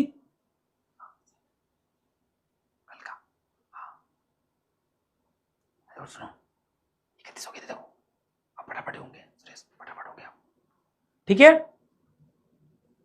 देखो स्लो नहीं पढ़ाया मैंने, आप कह रहे हो सर स्लो पढ़ाया, स्लो नहीं पढ़ाया है क्योंकि क्वेश्चन ज्यादा है, मैंने डीपली क्वेश्चंस करवाए सारे, तो स्लो आपको लग रहा है पर एक्चुअल में स्लो नहीं है। अभी 70 क्वेश्चन तक की जंग है हमारी, टाइम लगेगा अभी हमें 20-25 मिनट 30 मिनट, कोशिश करते जल्दी हो जाए। तो मराठे बनी 1984 के अंदर, और हमारी जो हम कह सकते हैं टंडन समिति बनी 1974 में। अब चौरे समिति कौन बताएगा कमेंट बॉक्स में, चौरे समिति कब बनी थी, चौरे समिति और हमारी दहेजिया समिति कब बनी? तो आपको ध्यान रखना है दहेजिया समिति सबसे पहले बनी 1969 के अंदर और चौरे समिति बनी 1980 के अंदर, ये भी आपको ध्यान रखना है। दहेजिया समिति बनी थी 1969 के अंदर और चौरे समिति बनी थी 1989 के अंदर। ये चारों आपको अच्छे से याद रखना, आपसे पूछा जा सकता है। ठीक है दोस्तों, ये क्लियर है क्या आपको? 1980 कर दो इसको, 1980। 32 आपके सामने, according to the first method of lending Tandon committee the maximum permissible bank credit is, Tandon समिति की प्रथम प्रति के अनुसार अधिकतम स्वीकृत बैंक साख होती है 75% of current asset plus current liability, 75 of current asset minus current liability, 50 या फिर current asset minus current liability. Question number 32 आपके सामने, ये चीजें भी आपने पढ़ी होगी, जल्दी से आंसर दीजिएगा।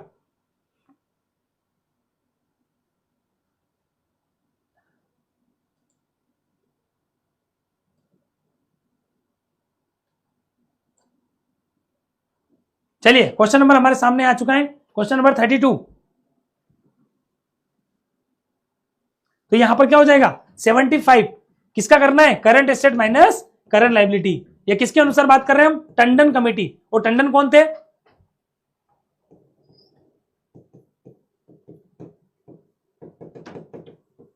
ठीक है, ये थे, पूरा नाम था इनका पीएल टंडन। और अभी हमने बात करी 1974 में आई, उनके अनुसार क्या बोला इन्होंने, प्रथम विधि के अनुसार, तीन विधियां इनकी, फर्स्ट विधि, सेकंड विधि और थर्ड विधि, तीनों विधि है। और फर्स्ट विधि कहती है कि 75% of current asset minus current liability करना है। और आपने दो चीजें और पढ़ी होगी यहां पर, सेकंड मेथड इनमें क्या था कि 75% किसका करना है, 75 तो कर दो करंट एसेट का, फिर माइनस करंट लायबिलिटी करना है। और एक और मेथड आपने पढ़ा होगा, थर्ड वाला कौन बताएगा, जल्दी बताओ कमेंट बॉक्स में।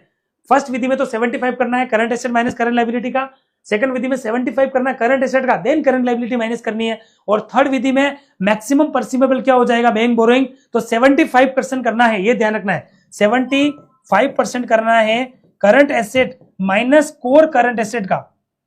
ठीक है, कोर करंट एसेट ये सीसीए का माइनस करंट लायबिलिटी करना है। तो करंट एसेट करंट लायबिलिटी पता है आपको, बता दूं, सीसीए का मतलब होता है कोर करंट एसेट। क्लियर है, ये आपका आंसर हो जाएगा। क्या मेरे साथ कुछ चीजें समझ में आ रही है? चलें आगे की ओर।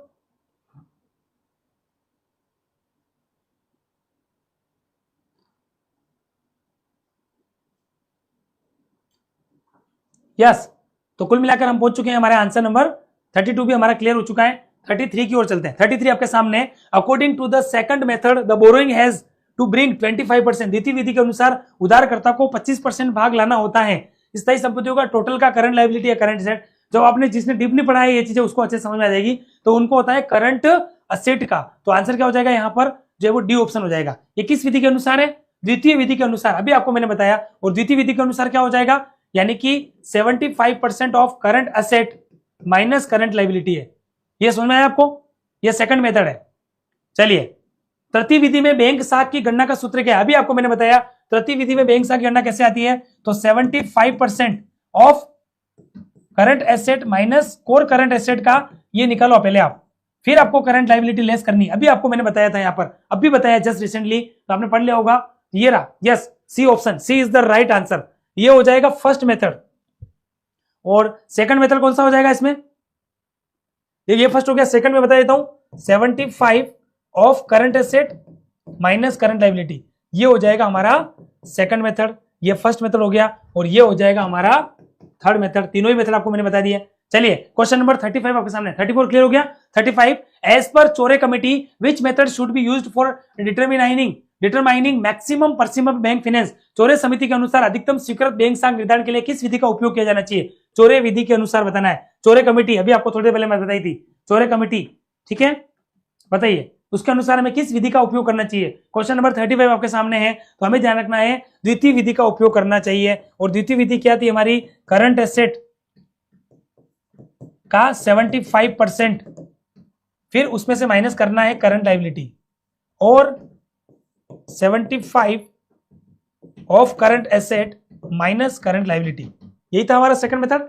चलिए, पूंजी बजट बनाना वह प्रक्रिया है, क्या कह रहा है हमें, capital budget is the process of, this helps to make the master budget of the organization, यह संगठन के मास्टर बजट को बनाने में मदद करता है, by which the firm decides how much capital to invest in business, जिसके द्वारा फर्म यह तय करती है कि व्यवसाय में कितनी पूंजी का निवेश करना है, by which the firm decides which long term investment to make, किसके द्वारा फर्म तय करती है कि, जिसके द्वारा फर्म यह तय करती है कि कौन से दीर्घकालीन निवेश करने हैं, या undertaken to analyze how to make available various finance to the business, व्यवसाय में विभिन्न वित्त उपलब्ध कराने के तरीकों का विश्लेषण करना। तो आपने पढ़ा होगा इसके अंतर्गत, यहां पर आंसर क्या हो जाएगा कि by which the firm decide which long term investment to make, yes C is the right answer. यही पूंजी बजट बनाने का हमारा मेन मोटो होता है। The values of the future net incomes, the values of the future net incomes discounted by the cost of capital R, पूंजी की लागत से छूट दी गई भविष्य की शुद्ध आय को क्या कहते हैं, average capital cost, discounting capital cost, net capital cost या नेट प्रेजेंट वैल्यू। 37 आपके सामने, तो उसे कहा जाता है नेट प्रेजेंट वैल्यू। और आपने पढ़ा होगा दो प्रकार के हमारे मेथड होते हैं, एक होता है हमारा डिस्काउंटिंग और दूसरा होता है हमारा नॉन डिस्काउंटिंग। इसमें आएगा हमारा पे बैक पीरियड, ठीक है, पे बैक रेसिप्रोकल या पोस्ट पे बैक प्रॉफिटेबिलिटी, ठीक है, ये होता है 1/पे बैक पीरियड, 1/पे बैक पीरियड, ठीक है। तो यहां पर डिस्काउंटिंग में क्या आता है, तो इंटरनल रेट ऑफ रिटर्न आता है हमारा, ठीक है, प्रेजेंट वैल्यू या आप कह सकते हैं नेट प्रेजेंट वैल्यू आती है, प्रॉफिटेबिलिटी इंडेक्स आता है हमारा। और ये कैसे निकालते हैं हम, inflow upon outflow, net present value जो हमारे पूछ रहा है तो वो आती है present value minus initial investment, और यही होता है नेट प्रेजेंट वैल्यू, यानी कि present value minus initial investment. Answer हो जाएगा डी ऑप्शन। क्वेश्चन नंबर 37 का आंसर डी हो जाएगा। 38 पूंजी बजट परियोजना को स्वीकार या अस्वीकार करने का निर्णय किस पर निर्भर करता है। आप सब कैपिटल बजटिंग में घुस चुके हो, आपको पता है कैपिटल बजटिंग हमारा इन्वेस्टमेंट पर्पज से होता है कि हम किस फर्म में या किस प्रोजेक्ट में निवेश करें कि उससे में कई वर्षों तक रिटर्न जो है वो मिलता रहे, या दो से अधिक परियोजनाओं में किस परियोजना को हम चयन करें जिससे कि हमारा जो है वो नेट प्रेजेंट वैल्यू ज्यादा हो जाए, या यूं कह सकते हो हमें ज्यादा लाभ मिले। किसी भी कंडीशन में समझो कुल मिलाकर हमारा वैल्यू एक से अधिक हो जाए, मतलब हमारा जो है वो इनफ्लो आउटफ्लो से अधिक हो जाए, ठीक है दोस्तों। तो 38 को पढ़िए और आंसर दीजिए कि द डिसीजन टू एक्सेप्ट और reject a capital budgeting project depends on, पूंजी बजट परियोजना को स्वीकार या अस्वीकार करने का निर्णय निर्भर करता है इन analysis of the cash flows generated by the project, परियोजना द्वारा उत्पन्न नकदी प्रवाह का विश्लेषण, या cost of capital that is invested in business project, व्यवसाय परियोजना में निवेशित पूंजी की लागत। तो आंसर हो जाएगा बिल्कुल सही है, दोनों ही ऑप्शन यहां पर सटीक हो रहे हैं, तो आंसर हो जाएगा सी ऑप्शन। 39 आपके सामने, आईआरआर यानी कि internal rate of return, IRR creation criterion for project acceptance, unlimited funds is acceptable और प्रोजेक्ट्स व्हिच हैव आईआरआर मानदंड के अनुसार असीमित फंड के अंतर्गत, IRR equal to cost of capital, IRR greater than cost of capital, IRR less than cost of capital, या none of the above. सबसे पहले बात करें सर आईआरआर क्या होता है, इसकी फुल फॉर्म, तो इसको हम कहते हैं इंटरनल रेट ऑफ रिटर्न, यानी कि जहां पर हम कह सकते हैं कि where present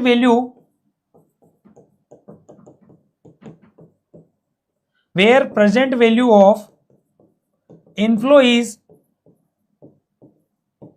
equal to outflow, ठीक है। तो where present value of inflow is equal to outflow, यानी कि जहां पर इनफ्लो की प्रेजेंट वैल्यू, हमें क्या कह रहा है क्वेश्चन, जहां पर इनफ्लो की प्रेजेंट वैल्यू आउटफ्लो के बराबर हो जाए, उसी रेट को हम कहते हैं आईआरआर। उसी रेट को हम क्या कहते हैं, उसी रेट को हम कहते हैं आईआरआर। क्या आप सभी को क्लियर है क्या, एक बार मुझे बता दीजिए, यहां तक कहानी आपको क्लियर हो रही है क्या। अगर यहां तक कहानी आपको क्लियर हो रही है तो निश्चित रूप से हम यहां पर आगे बढ़ते हैं। क्या यहां तक आपको कहानी क्लियर हो रही है क्या, अगर हो रही है तो फिर हम जो है वो यहां पर आगे बढ़े, ठीक है। यहां तक देखिए आप, फिर हम जो है वो यहां पर आगे बढ़ेंगे।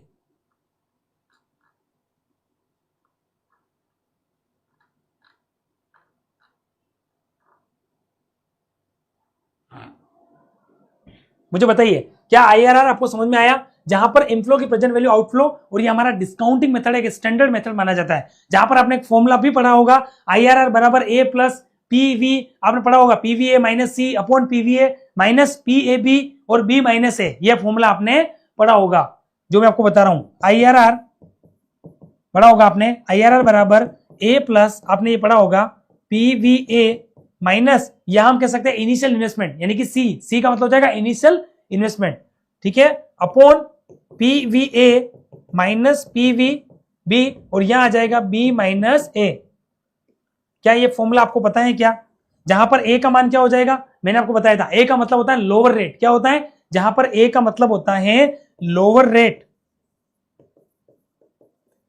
ठीक है, B का मतलब होता है हायर रेट,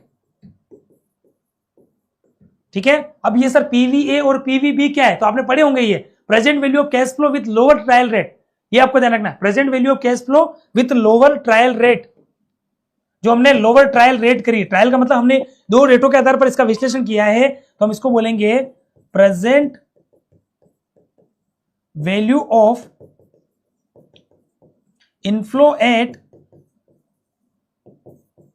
लोअर रेट, और यह आ जाएगा हायर रेट पे, present value of inflow at higher rate. C का मतलब क्या हो जाएगा, तो सी का मतलब हो जाएगा इनिशियल इन्वेस्टमेंट, और इस फॉर्मूले के आधार पर हम IRR रेट की गणना करते हैं, दो रेटों के आधार पर तुलना करते हैं। ये फॉर्मूला देख के मुझे लग रहा है आपको चीजें क्लियर हो चुकी होगी। अब मुझे बताइए 39 का आंसर, तो देखो यहां पर क्या बोला इन्होंने कि IRR मानदंड के अनुसार असीमित फंड के अंतर हम क्या करेंगे, IRR criteria for project acceptance unlimited fund is accept all the project which have IRR equal to cost of capital. ये तो क्या होता है, ये तो IRR की परिभाषा हो गई है, IRR यानी कि जहां इनफ्लो की IRR greater than the cost of capital, या फिर IRR less than cost of capital, या हम समझ सकते हैं कि none of the above. Question number 39 आपके सामने है, एक बार पढ़िए और इसका आंसर मुझे यहां पर जो है वो दीजिएगा। क्वेश्चन नंबर 39 नहीं, रेगुलर नहीं आएगी, आप क्या सोच रहे हो, आपको रेगुलर यूट्यूब पे नहीं मिलेगी, कुछ ही क्लासेस हमारी यूट्यूब पे मिलेगी, रेगुलर हम आपको यूट्यूब पे नहीं दे पाएंगे, बिल्कुल आप निश्चिंत रहिए, सबके लिए ये क्लासेस रेगुलर नहीं होगी, एक अच्छी क्लास थी बड़ी इसलिए हम इसको ले रहे हैं, अदरवाइज ये सबके लिए नहीं होगी। तो देखो दोस्तों यहां पर आ जाएगा IRR ग्रेटर देन, यस तभी प्रोजेक्ट को एक्सेप्ट करोगे, लेस देन होगी तो हम क्या करेंगे, लेस देन होगी तो हम प्रोजेक्ट को रिजेक्ट कर देंगे। B is the right answer. 39 का आंसर क्या जाएगा, 39 का आंसर बी आ जाएगा, बिल्कुल सही का। क्वेश्चन कैसे लगे जल्दी बताइए एक बार मुझे, नए स्टूडेंट जुड़ चुके हैं हमारे साथ, सभी बताइए क्वेश्चन का लेवल कैसा लगा। चलिए क्वेश्चन नंबर 40 आपके सामने, is the project whose cash flows are not affected by other project decisions. Question क्या कह रहा है आपसे कि वह परियोजना जिसके नकदी प्रवाह अन्य परियोजनाओं के निर्णय से प्रभावित नहीं होते हैं। म्यूचुअली एक्सक्लूसिव प्रोजेक्ट, परस्पर बहिष्कृत परियोजना, मतलब दोनों परियोजना अलग अलग है, या इंडिपेंडेंट प्रोजेक्ट, या लो कॉस्ट प्रोजेक्ट, या रिस्क फ्री प्रोजेक्ट, तो आपने पढ़ा होगा independent project. Yes, B is the right answer, जिसमें क्या कह रहा है कि जिसके नकदी प्रवाह अन्य परियोजना के निर्णय से प्रभावित नहीं होते हैं। प्रभावित तो कब होंगे, प्रभावित तो कब होंगे, जो होते हैं हमारे अंतः, जो हमारे निर्भर होते हैं, और हमें कौन से प्रभावित नहीं होंगे, तो फिर वो आ जाएंगे इंडिपेंडेंट वाला। B is the right answer. 41 आपके सामने, अब केवल 30 क्वेश्चन बचे हैं। Where capital is unlimited and projects are not mutually exclusive the criteria used in, जब पूंजी असीमित हो और आपको पता है कि परियोजनाएं परस्पर बहिष्कृत ना हो, मतलब इस बार क्या है, परियोजना जुड़ी हुई है, तो आप किसका उपयोग करेंगे इस मानदंड के लिए, नेट प्रेजेंट वैल्यू का, यानी कि present value minus initial investment, या इंटरनल रेट ऑफ रिटर्न, जिसका अभी आपको मैंने फॉर्मूला बताया, IRR बराबर A plus PVA minus C upon PVB minus PAC और B माइनस A, क्या इसका प्रयोग करोगे, या प्रॉफिटेबिलिटी इंडेक्स जो हमारा होता है, हमारा इनफ्लो अपॉन आउटफ्लो, या फिर उपरोक्त सभी। क्वेश्चन नंबर 41, और हम क्या कहेंगे दोस्तों, यहां पर हम कहेंगे हम सबका प्रयोग कर सकते हैं, क्योंकि सभी के बेस पर आप जो है वो इस गणना को आसान कर सकते हो। तो हम क्या कहेंगे यहां पर, हम जो है वो सभी की यहां पर कैलकुलेशन को ध्यान में रखेंगे। समझ में आ गई आपको बात, बिल्कुल। देखो मैंने एज ए फॉर्मूला पूरा क्लासिफाई कर दिया, पूरा पोस्टमार्टम कर दिया है, हर फॉर्मूले को समझाते हुए आपको बताया है, जिसे कहते हैं हम 360 डिग्री एवेल्युएशन। ये आपने HRM के अंदर पढ़ा होगा, मेथड, ह्यूमन रिसोर्स मेथड के अंदर हम कर्मचारियों के मूल्यांकन की विधियां पढ़ते हैं, डेल्फी तकनीक हो गई ऐसी, उसको कहते हैं, जहां पर एक तकनीक आती है हमारी जिसको बोलते हैं पोस्टमार्टम। देखो आपने हर एक चीज को मैंने आपको विद फॉर्मूला बताया, इस लेवल पर तैयारी आपकी भी होनी चाहिए। इस लेवल पर तैयारी करोगे ना तो एग्जाम में क्वेश्चंस का आंसर खुद आपको आगे से बोलेगा कि सर इसको राइट कीजिए। क्वेश्चन खुद बोलेगा कि मैं डी में हूं, डी मुझे टिक करो। क्वेश्चन खुद बोलेगा मैं सी में हूं, सी टिक करो। क्वेश्चन खुद बोलेगा मैं बी में हूं, बी टिक करो। क्या मेरी बात आपको समझ में आ रही है? क्वेश्चन कैसे लगे जल्दी से बता दीजिए। 41 के बाद चलते हैं 42 के ओर। Is the discount rate used in capital budgeting? पूंजी बजट में प्रयुक्त छूट दर होती है cost of capital KO, risk free rate RF, risk premium RM या बीटा रेट? ये क्वेश्चन थोड़ा जरूर यूनिक होगा आपके लिए, तो उसको कहा जाएगा कॉस्ट ऑफ कैपिटल। क्यों? क्योंकि हमें पता है कि हम कहीं ना कहीं पूंजी की लागत को मिट आउट कर रहे होते हैं, कहीं ना कहीं हम क्या देख रहे होते हैं।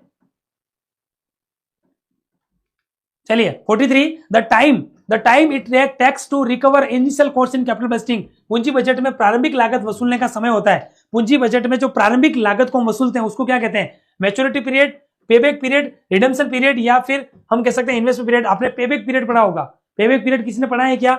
आंसर हो जाएगा 43 का बी ऑप्शन। पेबैक पीरियड का मतलब क्या होता है? जहां, या यूं कह सकते हो कि जिस वर्ष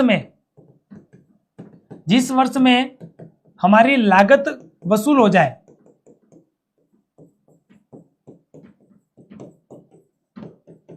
यानी कि in which year we receive over cost. जैसे मैं आपको बताऊं, देखो जैसे मान लो हमारा एनुअल कैश फ्लो है, समझना, एक एग्जांपल देके समझा देता हूं। जैसे हमारा एनुअल कैश फ्लो, जैसे हमारा एनुअल कैश फ्लो है 20,000 रुपए, ठीक है, और हमारा टर्म है मतलब 4 साल के लिए हमें ये मिलता है, और इनिशियल इन्वेस्टमेंट हो गया हमारा 1 लाख। तो हम क्या बोलेंगे? पे बैक पीरियड इज, हमारा हो जाएगा 1 लाख, यानी कि initial investment upon cash inflow, तो ये हो जाएगा 1 लाख अपॉन 4, सॉरी 4 क्या हो जाएगा? 20,000, तो ये हो जाएगा 5 ईयर। पेबैक पीरियड क्या हो जाएगा हमारा? पेबैक पीरियड हो जाएगा हमारा 5 ईयर। क्या हो जाएगा? 5 साल हो जाएगा। ये चीज आपको समझ में आई क्या? यानी एनुअल कैश फ्लो में 5 साल तक मिल रहा है, ठीक है, 5 साल तक मिलेगा 20,000 रुपए, और हमने 1 लाख रुपए लगाए और 20,000 रुपए हर साल मिल रहे हैं। इसका मतलब 5 साल में आपका, हम कह सकते हैं कि आपकी कॉस्ट कवर हो जाएगी। उसके बाद जो आपको मिलेगा वो कहलाएगा पोस्ट पेबैक प्रॉफिटेबिलिटी। उसको क्या बोलेंगे हम? पोस्ट पेबैक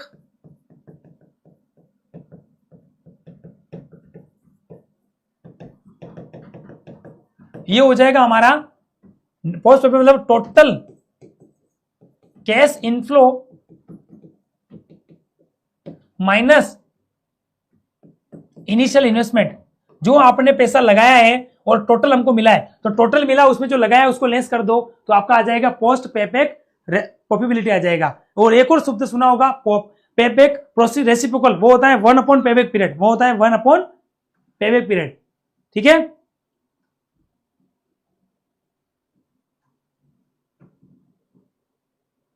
उसको देख लेंगे सर, म्यूचुअली रहती है, कोई भी फ्री लगाओ, चलो देख लेते हैं, कोई दिक्कत नहीं है एक बार। अब प्रोजेक्ट इज एक्सपेक्टेड, ये कह रहा है किसी भी प्रोजेक्ट को आप कब एक्सेप्ट कर लोगे?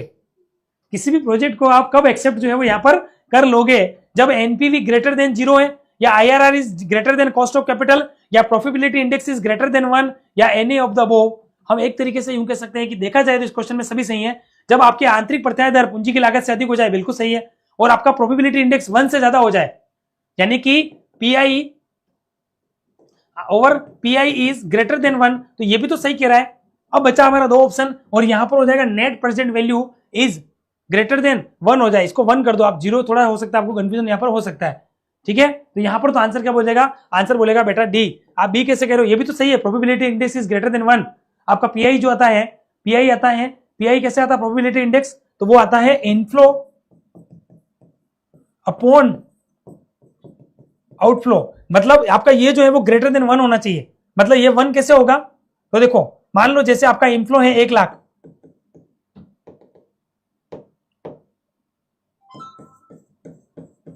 और मान लो आउटफ्लो है आपका 80,000, तो आपको पता है कि इसको आप डिवाइड करोगे 4 से 4, तो यहां पर आएगा 5 अपॉन 4 यानी कि 1.25 आ रहा क्या आ रहा बताओ। तो आपको पता लग गया 1.25 इज ग्रेटर देन 1 है, तो प्रोजेक्ट को हम क्या करेंगे, प्रोजेक्ट को हम एक्सेप्ट कर लेंगे बेटा, बिल्कुल। तो D is the right answer, D is the right answer. ठीक है, यहां पहले आप यूं कर दो, यहां 1 कर दो ताकि कंफ्यूजन नहीं होगा। 45 among mutually exclusive project the one is is preferred, परस्पर बहिष्कृत परियोजनाओं में कौन सी परियोजना को हम प्राथमिकता देंगे, longest payback, higher net present value, quickest payback या lower cost of capital. Question number 45 आपके सामने है, हम किसको प्रायोरिटी देंगे। तो देखो हम जिसकी हायर नेट प्रेजेंट वैल्यू है, जिसकी नेट प्रेजेंट वैल्यू सबसे हायर है, उसी को हम जो है वो प्रायोरिटी यहां पर देंगे।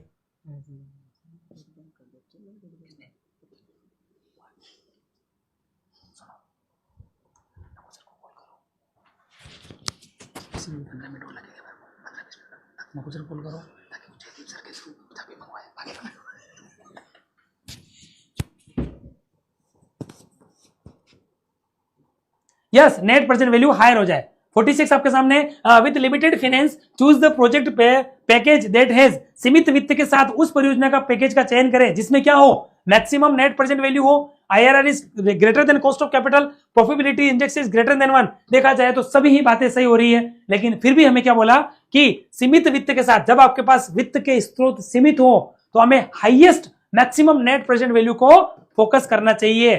ठीक है, सीमित वित्त नहीं होता तो सभी आंसर सही हो जाते, सीमित वित्त नहीं होता तो सभी आंसर हमारे सही हो जाते, ये भी आपको ध्यान रखना है। असीमित वित्त में सभी ऑप्शंस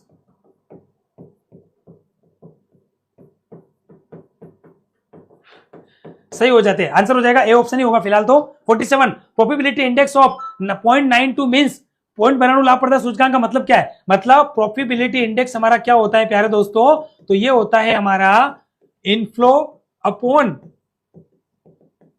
आउटफ्लो, और ये कह रहा है कि ये अमाउंट हमारे पास 0.92 आ रहा है, जबकि ये क्या आना चाहिए था, ये ग्रेटर देन 1 आना चाहिए था। इसका मतलब क्या है आप खुद बताइए, मेरे हिसाब से आपको क्लियर हो चुका होगा। इसका मतलब आपको क्लियर हो चुका होगा कि प्रोजेक्ट रिटर्न 92 पैसे पर वन इन्वेस्टमेंट, मतलब हमें इसमें क्या करना है, प्रोजेक्ट को हमें एक्सेप्ट नहीं करना है, इसको रिजेक्ट करना है।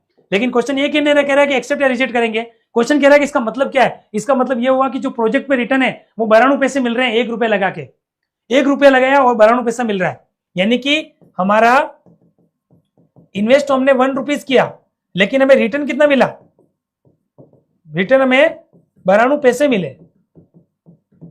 इसका मतलब क्या होगा, project will be rejected, project हम क्या करेंगे, रिजेक्ट करेंगे। आंसर हो जाएगा ए ऑप्शन। मुझे लग रहा है क्वेश्चन बहुत अच्छे लगे होंगे आपको आज। क्वेश्चन नंबर 48 आपके सामने, ठीक है, केवल 22 क्वेश्चन बच रहे हैं। चलिए, the shorter the payback period, जितनी छोटी अवधि की होगी पेबैक पीरियड की, तो रिस्कियर प्रोजेक्ट होगा क्या, या लेस रिस्की होगा, लेस एनपीवी होगा या मोर एनपीवी। तो आप सभी देखो यहां पर रिस्कियर प्रोजेक्ट तो हो नहीं सकता, क्योंकि जितना जल्दी हमें पैसा मिल रहा है तो फायदा ही है, और लेस एनपीवी ये भी नहीं कह सकते। अब बचा हमारे सामने बी और डी का खेल, बी और डी हमारे सामने आ रहे हैं। आंसर हो जाएगा लेस रिस्की, क्योंकि यहां पर आप बोलोगे सर रिस्क की बात क्यों नहीं हो रही है, एनपीवी, क्योंकि हमें पता है कि पेबैक पीरियड किसमें आता है दोस्तों, पेबैक पीरियड हमारा किसमें आता है, तो वो नॉन डिस्काउंटिंग में आता है, नॉन डिस्काउंटिंग, और जिसको हम बोलते हैं ट्रेडिशनल। और ट्रेडिशनल में हम जानते हैं रिस्क फैक्टर को ध्यान नहीं रखते हैं, जहां पर रिस्क फैक्टर को हम कंसीडर नहीं करते हैं, नॉट कंसीडर्ड, वो तो डिस्काउंटिंग में आता है रिस्क फैक्टर, टाइम वैल्यू। इसलिए हमारा आंसर क्या हो जाएगा, हर क्वेश्चन को मैं ढंग से समझा रहा हूं ताकि पता लगे, क्योंकि ये नॉन डिस्काउंटिंग है, और नॉन डिस्काउंटिंग में रिस्क फैक्टर के ऊपर बात नहीं करते हैं। हम तो ये देखते हैं कि बस 1 लाख रुपए लगाए और हमें भले 5 साल 10 साल बाद भी 1,20,000 मिल गए, तो हम बोलते हैं कि इसका तो हमारा पैसा अच्छा आ रहा है। जबकि ये अगर हम एनपीवी के थ्रू देखें, डिस्काउंटिंग मेथड तो कहता है कि टाइम वैल्यू मनी को ध्यान रखो, रिस्क फैक्टर को ध्यान रखो, कॉस्ट फैक्टर को ध्यान रखो, प्रेजेंट वैल्यू भी देखो। आज का 1 लाख और आज से 2 साल बाद 1 लाख अलग होंगे। आज का 1 लाख आज से 2 लाख 2 साल बाद 1 लाख नहीं होगा, वो आज से 2 लाख बाद उसकी वैल्यू 70-80 हजार रुपए के आसपास या 60,000 पे आ जाएगी। समझ में आ रही मेरी बात आपको, तो प्रेजेंट वैल्यू भी हमें देखनी पड़ेगी। 48 क्लियर हो गया। 49 in capital ratio you prefer project with high, पूंजी राशनिंग में प्राथमिकता दी जाती है उन परियोजनाओं का जिनका क्या हो, प्रॉफिटेबिलिटी इंडेक्स ज्यादा हो, एनपीवी ज्यादा हो, आईआरआर ज्यादा हो या पेबैक पीरियड। क्वेश्चन नंबर 49, तो हमें ध्यान रखना है कि उनका प्रॉफिटेबिलिटी इंडेक्स क्या हो, ज्यादा हो, जो होता है इनफ्लो अपॉन आउटफ्लो। एनपीवी कैसे आता है, तो एनपीवी आता है present value minus initial investment. Sir IRR भी बता दो, सर आईआरआर भी बता दो, तो आईआरआर होती है हमारी A plus present value of inflow, ठीक है, in lower rate minus initial investment upon present value of inflow at lower rate minus present value of inflow at higher rate, और ये आ जाएगा बी माइनस एट, यानी कि higher rate minus lower rate. और payback period आप सबको पता ही है, ये हमारा क्या होता है, पेबैक पीरियड बराबर सी अपॉन आर। चलिए 50, payback period reciprocal is calculate, बहुत इजी है, तो 1 upon payback period, yes 1 upon हो जाएगा, तो 1 अपॉन पेबैक पीरियड किसमें आ रहा है बताओ आप, इसमें 1 upon payback period into beta भाजक 100 या 1 अपॉन पेबैक पीरियड इंटू 100, इन दोनों में से बताओ। ये तो वैसे ही हमारा गलत हो गया, अब बचा ए और डी ऑप्शन 50 के अंदर, तो आंसर हो जाएगा A option, yes A is the right answer. Sir high का एनपीवी कैपिटल राशनिंग में क्यों नहीं लेंगे, क्योंकि आप साख की राशनिंग कर रहे हो, पूंजी की राशनिंग कर रहे हो, तो पूंजी की राशनिंग के अंदर आपको यह देखना पड़ेगा कि पूंजी वास्तव में किस रूप में उपयोग हो रही है। क्वेश्चन नंबर बोलो आप, यही कह रहे हो क्या? देखो इन कैपिटल राशनिंग आपने पढ़ा होगा, जब आप कैपिटल बजटिंग को बहुत हायर आगे हायर स्टडीज में पढ़ते हो तो अंदर आप कैपिटल राशनिंग भी पढ़ते हो, पूंजी की राशनिंग। जैसे हम इकोनॉमिक्स पढ़ते हैं ना, साख की राशनिंग का मतलब, साख की राशनिंग का मतलब हमें किन परियोजनाओं को चयन करना है, प्राथमिकता किसको देते हैं। जैसे मान लो हमने बोला प्राइमरी सेक्टर को लोन देना है, ये हमने साख की राशनिंग करी, तो हमने प्राइमरी सेक्टर को प्रायोरिटी दी। वैसे ही साख की राशनिंग क्या कहती है, साख की राशनिंग कहती है कि हमें प्रॉफिटेबिलिटी इंडेक्स को ज्यादा महत्व देना है। देखा जाए तो बेटर हमारा ये ऑप्शन होता है 50 का, ये बिल्कुल सही कह रहे हो। 51, ARR इज कैलकुलेट, इसको बोलते हैं accounting rate of return, accounting rate of return. जल्दी से, बिल्कुल मैं पानी पीता हूं तब तक जल्दी से बताइए, इसका फॉर्मूला कौन बताएगा, आईआरआर के बारे में इसका फॉर्मूला कौन हमें बताएगा।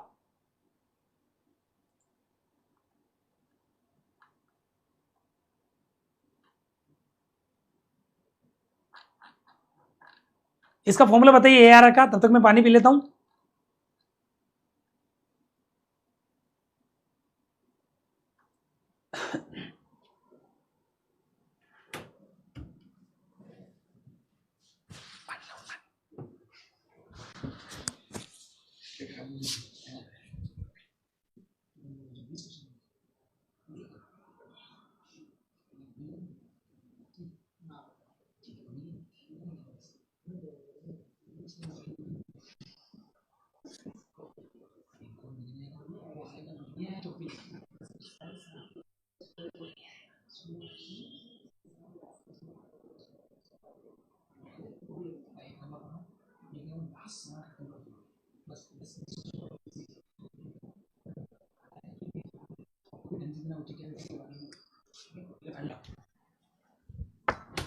चलिए फॉर्मूला बताइए यहां पर एआरआर का। Sir average annual profit upon average investment into 100, yes बिल्कुल। एआरआर के अलग अलग फॉर्मूले होते हैं। सबसे पहले आपको ध्यान रखना कि एआरआर हमें कहता क्या है, एआरआर कहता है कि औसत शुद्ध आय का जो अनुपात है वो प्रारंभिक विनियोग से न निकलकर हमारे औसत विनियोग से निकलना चाहिए। किससे निकलना चाहिए, औसत विनियोग से। इसलिए आप इसको अकाउंटिंग रेट ऑफ रिटर्न तो कह ही सकते हो, इसी को आप क्या कह सकते हो, इसी को आप एवरेज रेट ऑफ रिटर्न भी कहेंगे, एवरेज रेट ऑफ रिटर्न। जिसको हम कैसे निकाल सकते हैं, इसके बहुत सारे फॉर्मूले हैं, तो आपको मैं कुछ फॉर्मूले बताता हूं। जैसे आपने सुना होगा average annual income after tax and depreciation upon average investment हो जाएगा, यानी कि यहाँ यस ईबीआईटी प्लस डेप्रिसिएशन आप कह सकते हो। तो एनुअल हम कह सकते हैं कि average annual income after tax and depreciation, average annual income after tax and depreciation upon average investment into 100 हो जाएगा। बाकी इसके और भी फॉर्मूले होते हैं, जैसे एवरेज एनुअल कैश फ्लो में से आप क्या कर दो, initial investment minus scrap value upon life of project, मतलब बात वही होगी डेप्रिसिएशन आ जाएगा, और अपॉन कर दो initial investment plus scrap value का दोनों को ऐड करके दोनों का डिवाइड बाय 2 कर दो, तो भी आपका एआरआर आ जाएगा। या initial investment plus scrap value upon 2 भी करोगे तो भी आ जाएगा। इसके बहुत सारे फॉर्मूले होते हैं, या आप यूं भी कह सकते हो कि initial investment plus scrap value upon 2, ये भी आपका आंसर आ जाएगा। इसके बहुत सारे फॉर्मूले होते हैं। या फिर annual cash flow minus annual depreciation upon average investment कर दो तो भी आपका आंसर आ जाएगा। हर तरीके से इसको आप निकाल सकते हो। अब इस क्वेश्चन को पढ़िए और मेरे हिसाब से आंसर दीजिएगा क्वेश्चन नंबर 51 का। क्वेश्चन नंबर 51 का आंसर दीजिएगा जल्दी से।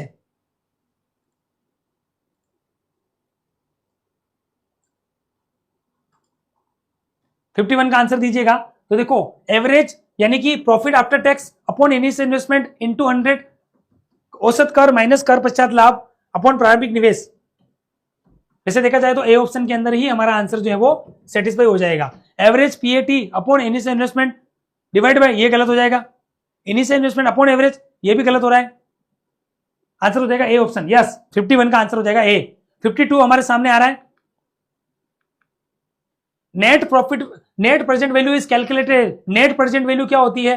तो present value minus initial investment. बहुत इजी क्वेश्चन है, इसका आंसर तो मेरे हिसाब से किसी को दिक्कत नहीं आएगी। तो present value minus initial investment, ये आंसर आ जाएगा present value of inflow minus, ठीक है, initial investment. Yes, C is the right answer.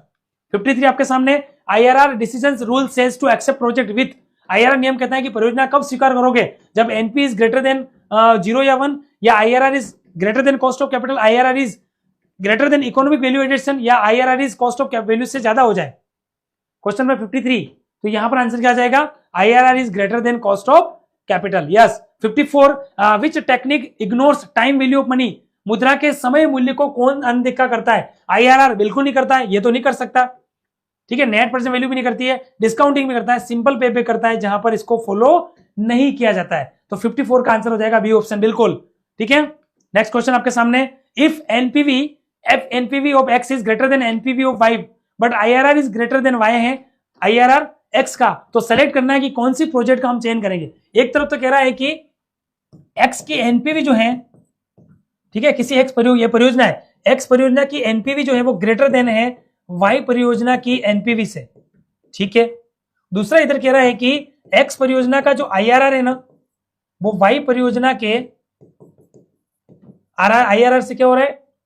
Y परियोजना का आरआर वापस में ग्रेटर हो रहा है, ठीक है। तो यहां पर ये ग्रेटर देन हो रहा है एक्स प्रोजेक्ट के, हम कह सकते हैं कि परियोजना से वाई प्रोजेक्ट का आईआरआर ग्रेटर देन है। अब मुझे बताओ इनमें से कौन से प्रोजेक्ट को हम चयन करेंगे, या ये करेंगे या ये करेंगे। क्वेश्चन नंबर 55, क्या प्रोजेक्ट वाई का चयन करोगे या एक्स का, या सम अदर प्रोजेक्ट का, या फिर none of the above.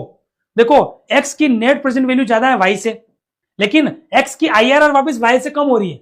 Same question है, मतलब सेम फिगर्स के आधार पर आपको बताना है, लेकिन फिर भी आपको मैं बताऊं ना, तो एक्स प्रोजेक्ट को ही प्रायोरिटी दिया जाएगी, क्योंकि आईआरआर क्या होती है? आईआरआर वह रेट होती है जिस पर इनफ्लो की प्रेजेंट वैल्यू आउटफ्लो के बराबर होती है, लेकिन नेट प्रेजेंट वैल्यू तो हमारी present value minus initial investment है, जो ज्यादा हम प्रीफर हमें करेंगे, ठीक है।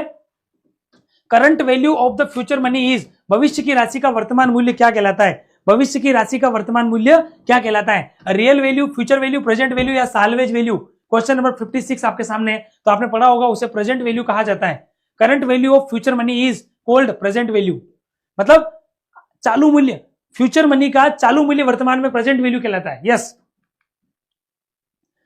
PV of inflow minus PV of outflow is present value of inflow minus present value of outflow. क्या आएगा बताओ? Net present value, future value, historical value, या साल्वेज वैल्यू? जल्दी बताइएगा। क्वेश्चन नंबर यहां पर जो है वो 57 का, क्वेश्चन नंबर 57 का आंसर दीजिए।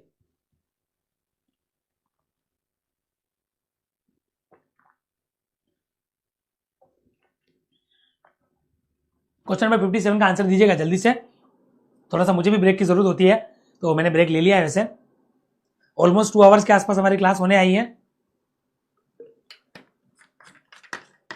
वैसे ज्यादा क्वेश्चन नहीं, अब गिने चुने क्वेश्चन ज्यादा नहीं है, मुश्किल से 12-13 क्वेश्चन हो रहे हैं। जल्दी से काम करते हैं हम यहां पर। चलिए, क्वेश्चन क्या कह रहा है कि present value of inflow minus present value of outflow, तो हम उसको बोलेंगे नेट प्रेजेंट वैल्यू। यस, और नेट प्रेजेंट वैल्यू क्या होती है हमारी?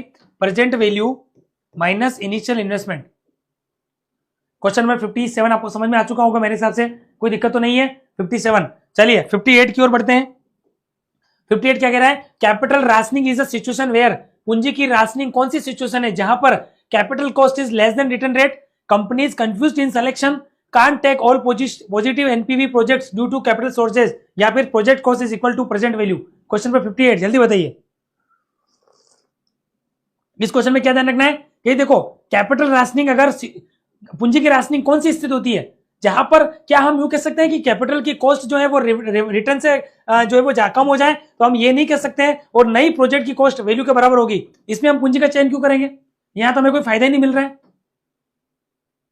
ताज नहीं है, कॉफी है। बिल्कुल आपने सही कहा सर, वहां ताज। थोड़ा एनर्जेटिक जरूरी होता है, आपने देखा होगा रेगुलर क्वेश्चंस करवाना, लिखना, बहुत सारी चीजें होती है, तो मैनेज करने के लिए थोड़ा एनर्जी हमें चाहिए होती है। बिल्कुल, तो 58 का आंसर क्या हो जाएगा यहाँ पर? 58 का आंसर आपको समझ में आ चुका होगा, आंसर आ चुका है और बिल्कुल सही भी है। Can't take all positive NPV projects due to capital shortage. इसका मतलब ही क्या हो रहा है कि पूंजी की राशनिंग हम कब करते हैं? मतलब पूंजी की राशनिंग का मतलब हम चयनात्मक रास्ता अपनाते हैं, क्योंकि आपके पास पूंजी की शॉर्टेज है, तभी हम इसको क्या करते हैं, हम जो है वो सभी परियोजना में हम जो है वो इन्वेस्टमेंट नहीं कर सकते। बिल्कुल सही आंसर है। 59 की और आ जाते हैं। 59, if present value of inflow is outflow of present value, then the NPV is positive, negative, zero या अनंत। क्वेश्चन नंबर 59, ये तो बहुत इजी क्वेश्चन है और हम सब जानते हैं जीरो हो जाएगा। क्यों? क्योंकि आंसर क्लियर हो रहा है आप सभी को, present value of inflow outflow के बराबर हो जाएगा, तो हम यहाँ पर कुछ नहीं करेंगे। एनर्जी बूस्टर बिल्कुल सही कह रहे हो आप। यूजिंग प्रोफिटेबिलिटी इंडेक्स का प्रयोग करते हुए कौन से प्रोजेक्ट आप चयन करोगे? और आप सब जानते हो जहां पर इनफ्लो अपॉन क्या हो जाएगा? आउटफ्लो हो जाएगा। लाभदायकता सूचकांक के अनुसार चयन करना है, lower PI, higher PI, lower sunk cost या higher sunk cost. Sunk cost का मतलब डूबत लागते हैं, ऐसे लागते हैं जिनका विगत निर्णय के संबंध में अब कोई औपचारिकता नहीं रह गई है, उसको हम डूबत लागते कहते हैं। क्या कहते हैं? डूबत लागते कहते हैं। तो 59 को पढ़िए, सॉरी 60 को बताइए। 60 यस, हायर पीआई यस। क्यों? देखो ये क्या कह रहा है, प्रोफिटेबिलिटी इंडेक्स के अनुसार अगर आपको परियोजना का चयन करना है तो हम क्या करेंगे, जिसका हायर हो पीआई, जैसे फॉर एग्जांपल नंबर 1 समझो, जैसे किसी का पीआई है 1.92 अपॉन 1, ठीक है, और एक का हो जाएगा मान लो एग्जांपल नंबर 2 में पीआई आ रहा है 1.80 अपॉन 1, तो आप किसका चयन करोगे? आप इसका चयन करोगे। क्यों? क्योंकि यहां पर पीआई ज्यादा है, ये एक आंसर कहना चाह रहा है। चलिए क्वेश्चन नंबर 61 की ओर चलते हैं। क्या कह रहा है? If the project cash inflow is greater than cash investment then NPV will be, यदि परियोजना के नकद प्रवाह जो है वो ग्रेटर देन है निवेश पूंजी से, तो एनपीवी क्या होगा? बहुत इजी क्वेश्चन है, तो फटाफट बताइए।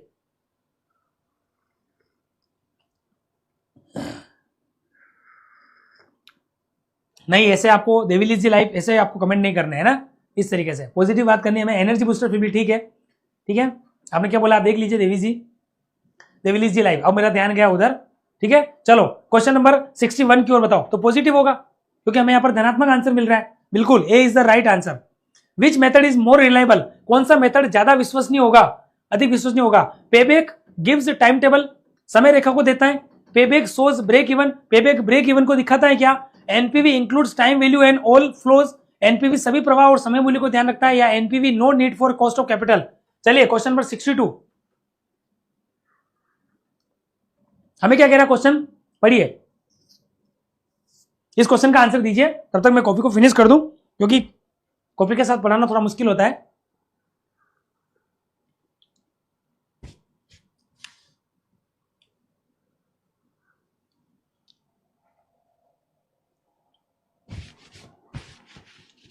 चलिए क्वेश्चन नंबर 62, क्वेश्चन नंबर 62 और आंसर आने भी शुरू हो चुके हैं।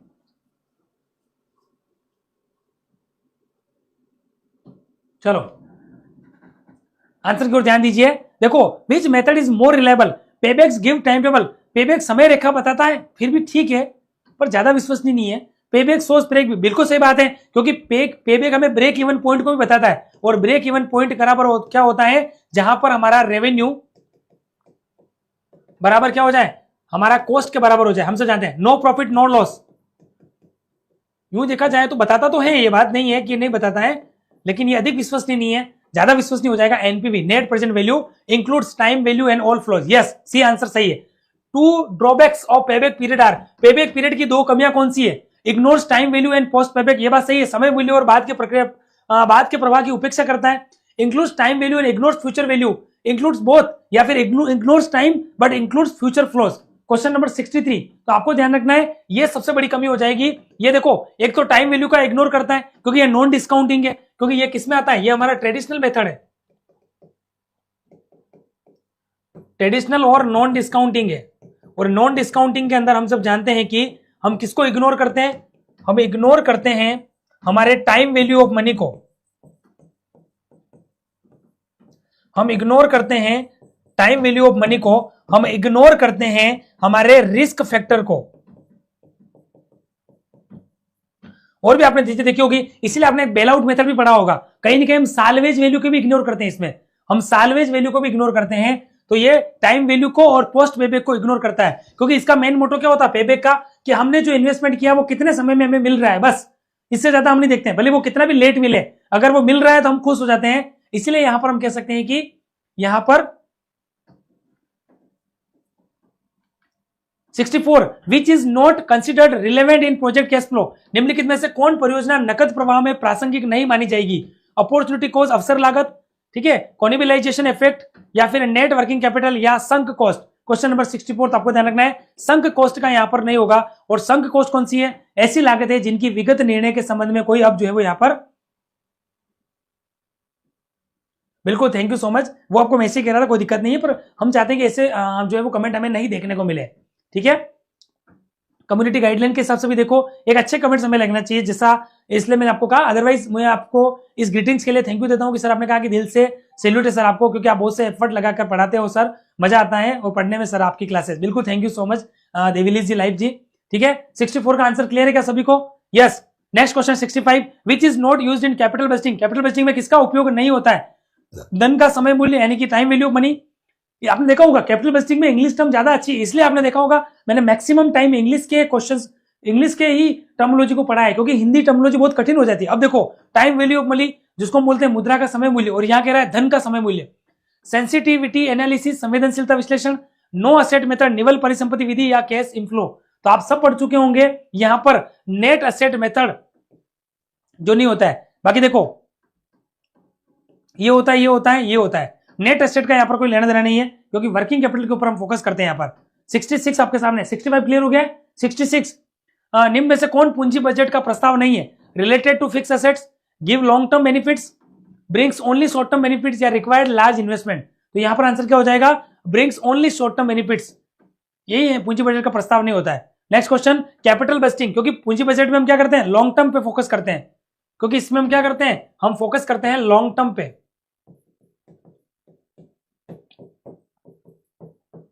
किस पर्पज से, इन्वेस्टमेंट के।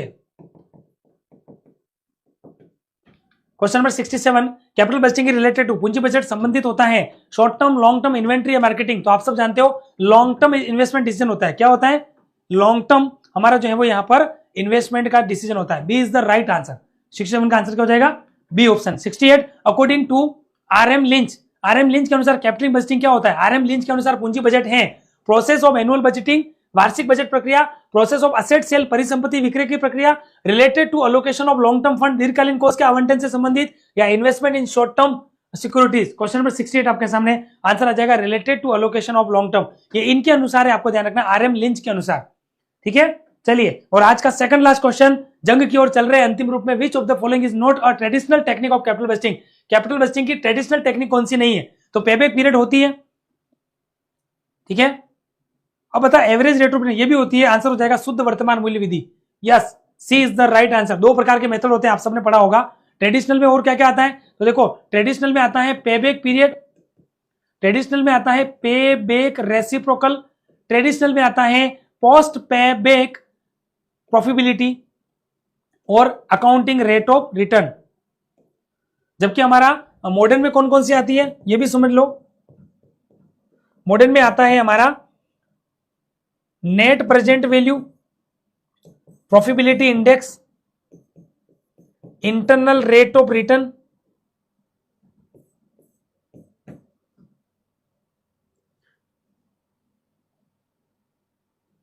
ठीक है। तो आपने चीजें पढ़ी होगी, सी ऑप्शन आ जाएगा, C is the right answer. और आज का अंतिम क्वेश्चन आपके सामने, पूंजी बजट प्रक्रिया में पहला चरण क्या होगा, विच of the following is the first step in capital budgeting process. अगर आपने कैपिटल बजटिंग की प्रोसेस पढ़ी है तो पहला चरण होता है सबसे पहले प्रपोजल को आप ओरिजिनेट करो, प्रस्तावों का उद्गम से हमारी प्रक्रिया शुरू होती है, ठीक है। बाकी पूंजी बजटों के व्यय के विश्लेषण के लिए, पूंजी परियोजना के चयन के लिए इन सबको हम यूज में लेते हैं। लेकिन आपको ध्यान रखना है, हमें यहाँ पर क्या पूछा, हमें पूछा कि पहला चरण कौन होगा, what is the first step, what is the first step in the capital budgeting process, तो वो होता है प्रपोजल ओरिजिनेट। आपको सबसे पहले प्रस्तावों का उद्गम करना है, क्योंकि आपके सामने प्रपोजल ही नहीं है, प्रस्ताव ही नहीं है, तो फिर आगे आप जो है वो यहाँ पर कैसे यहाँ पर बढ़ेंगे। क्लियर है क्या आप सभी को? चलिए, इस तरीके से आज की यहाँ पर महत्वपूर्ण क्लास के अंदर हमने इंपोर्टेंट क्वेश्चन डिस्कस किए हैं, हमारे टॉप 70 क्वेश्चन जो कि हमारे कैपिटल बजटिंग से और वर्किंग कैपिटल मैनेजमेंट के थे। उम्मीद करता हूं कि आपको क्लास बहुत अच्छी लगी है। एक बार अच्छी लगी है तो शेयर कर दीजिए, लाइक कर दीजिए और उसको सब्सक्राइब कर दीजिए। बिल्कुल ठीक है दोस्तों, चलिए फिलहाल इस क्लास को यही पूरा करेंगे। नेक्स्ट क्लास के अंदर हम आगे का कंटेंट देखेंगे। तब तक के लिए आप लोग अच्छे से पढ़ते रहिए और आपकी तैयारी जो है वो आप यहाँ पर कंटिन्यू बेसिस पर करते रहिए। थैंक यू सो मच, अलविदा।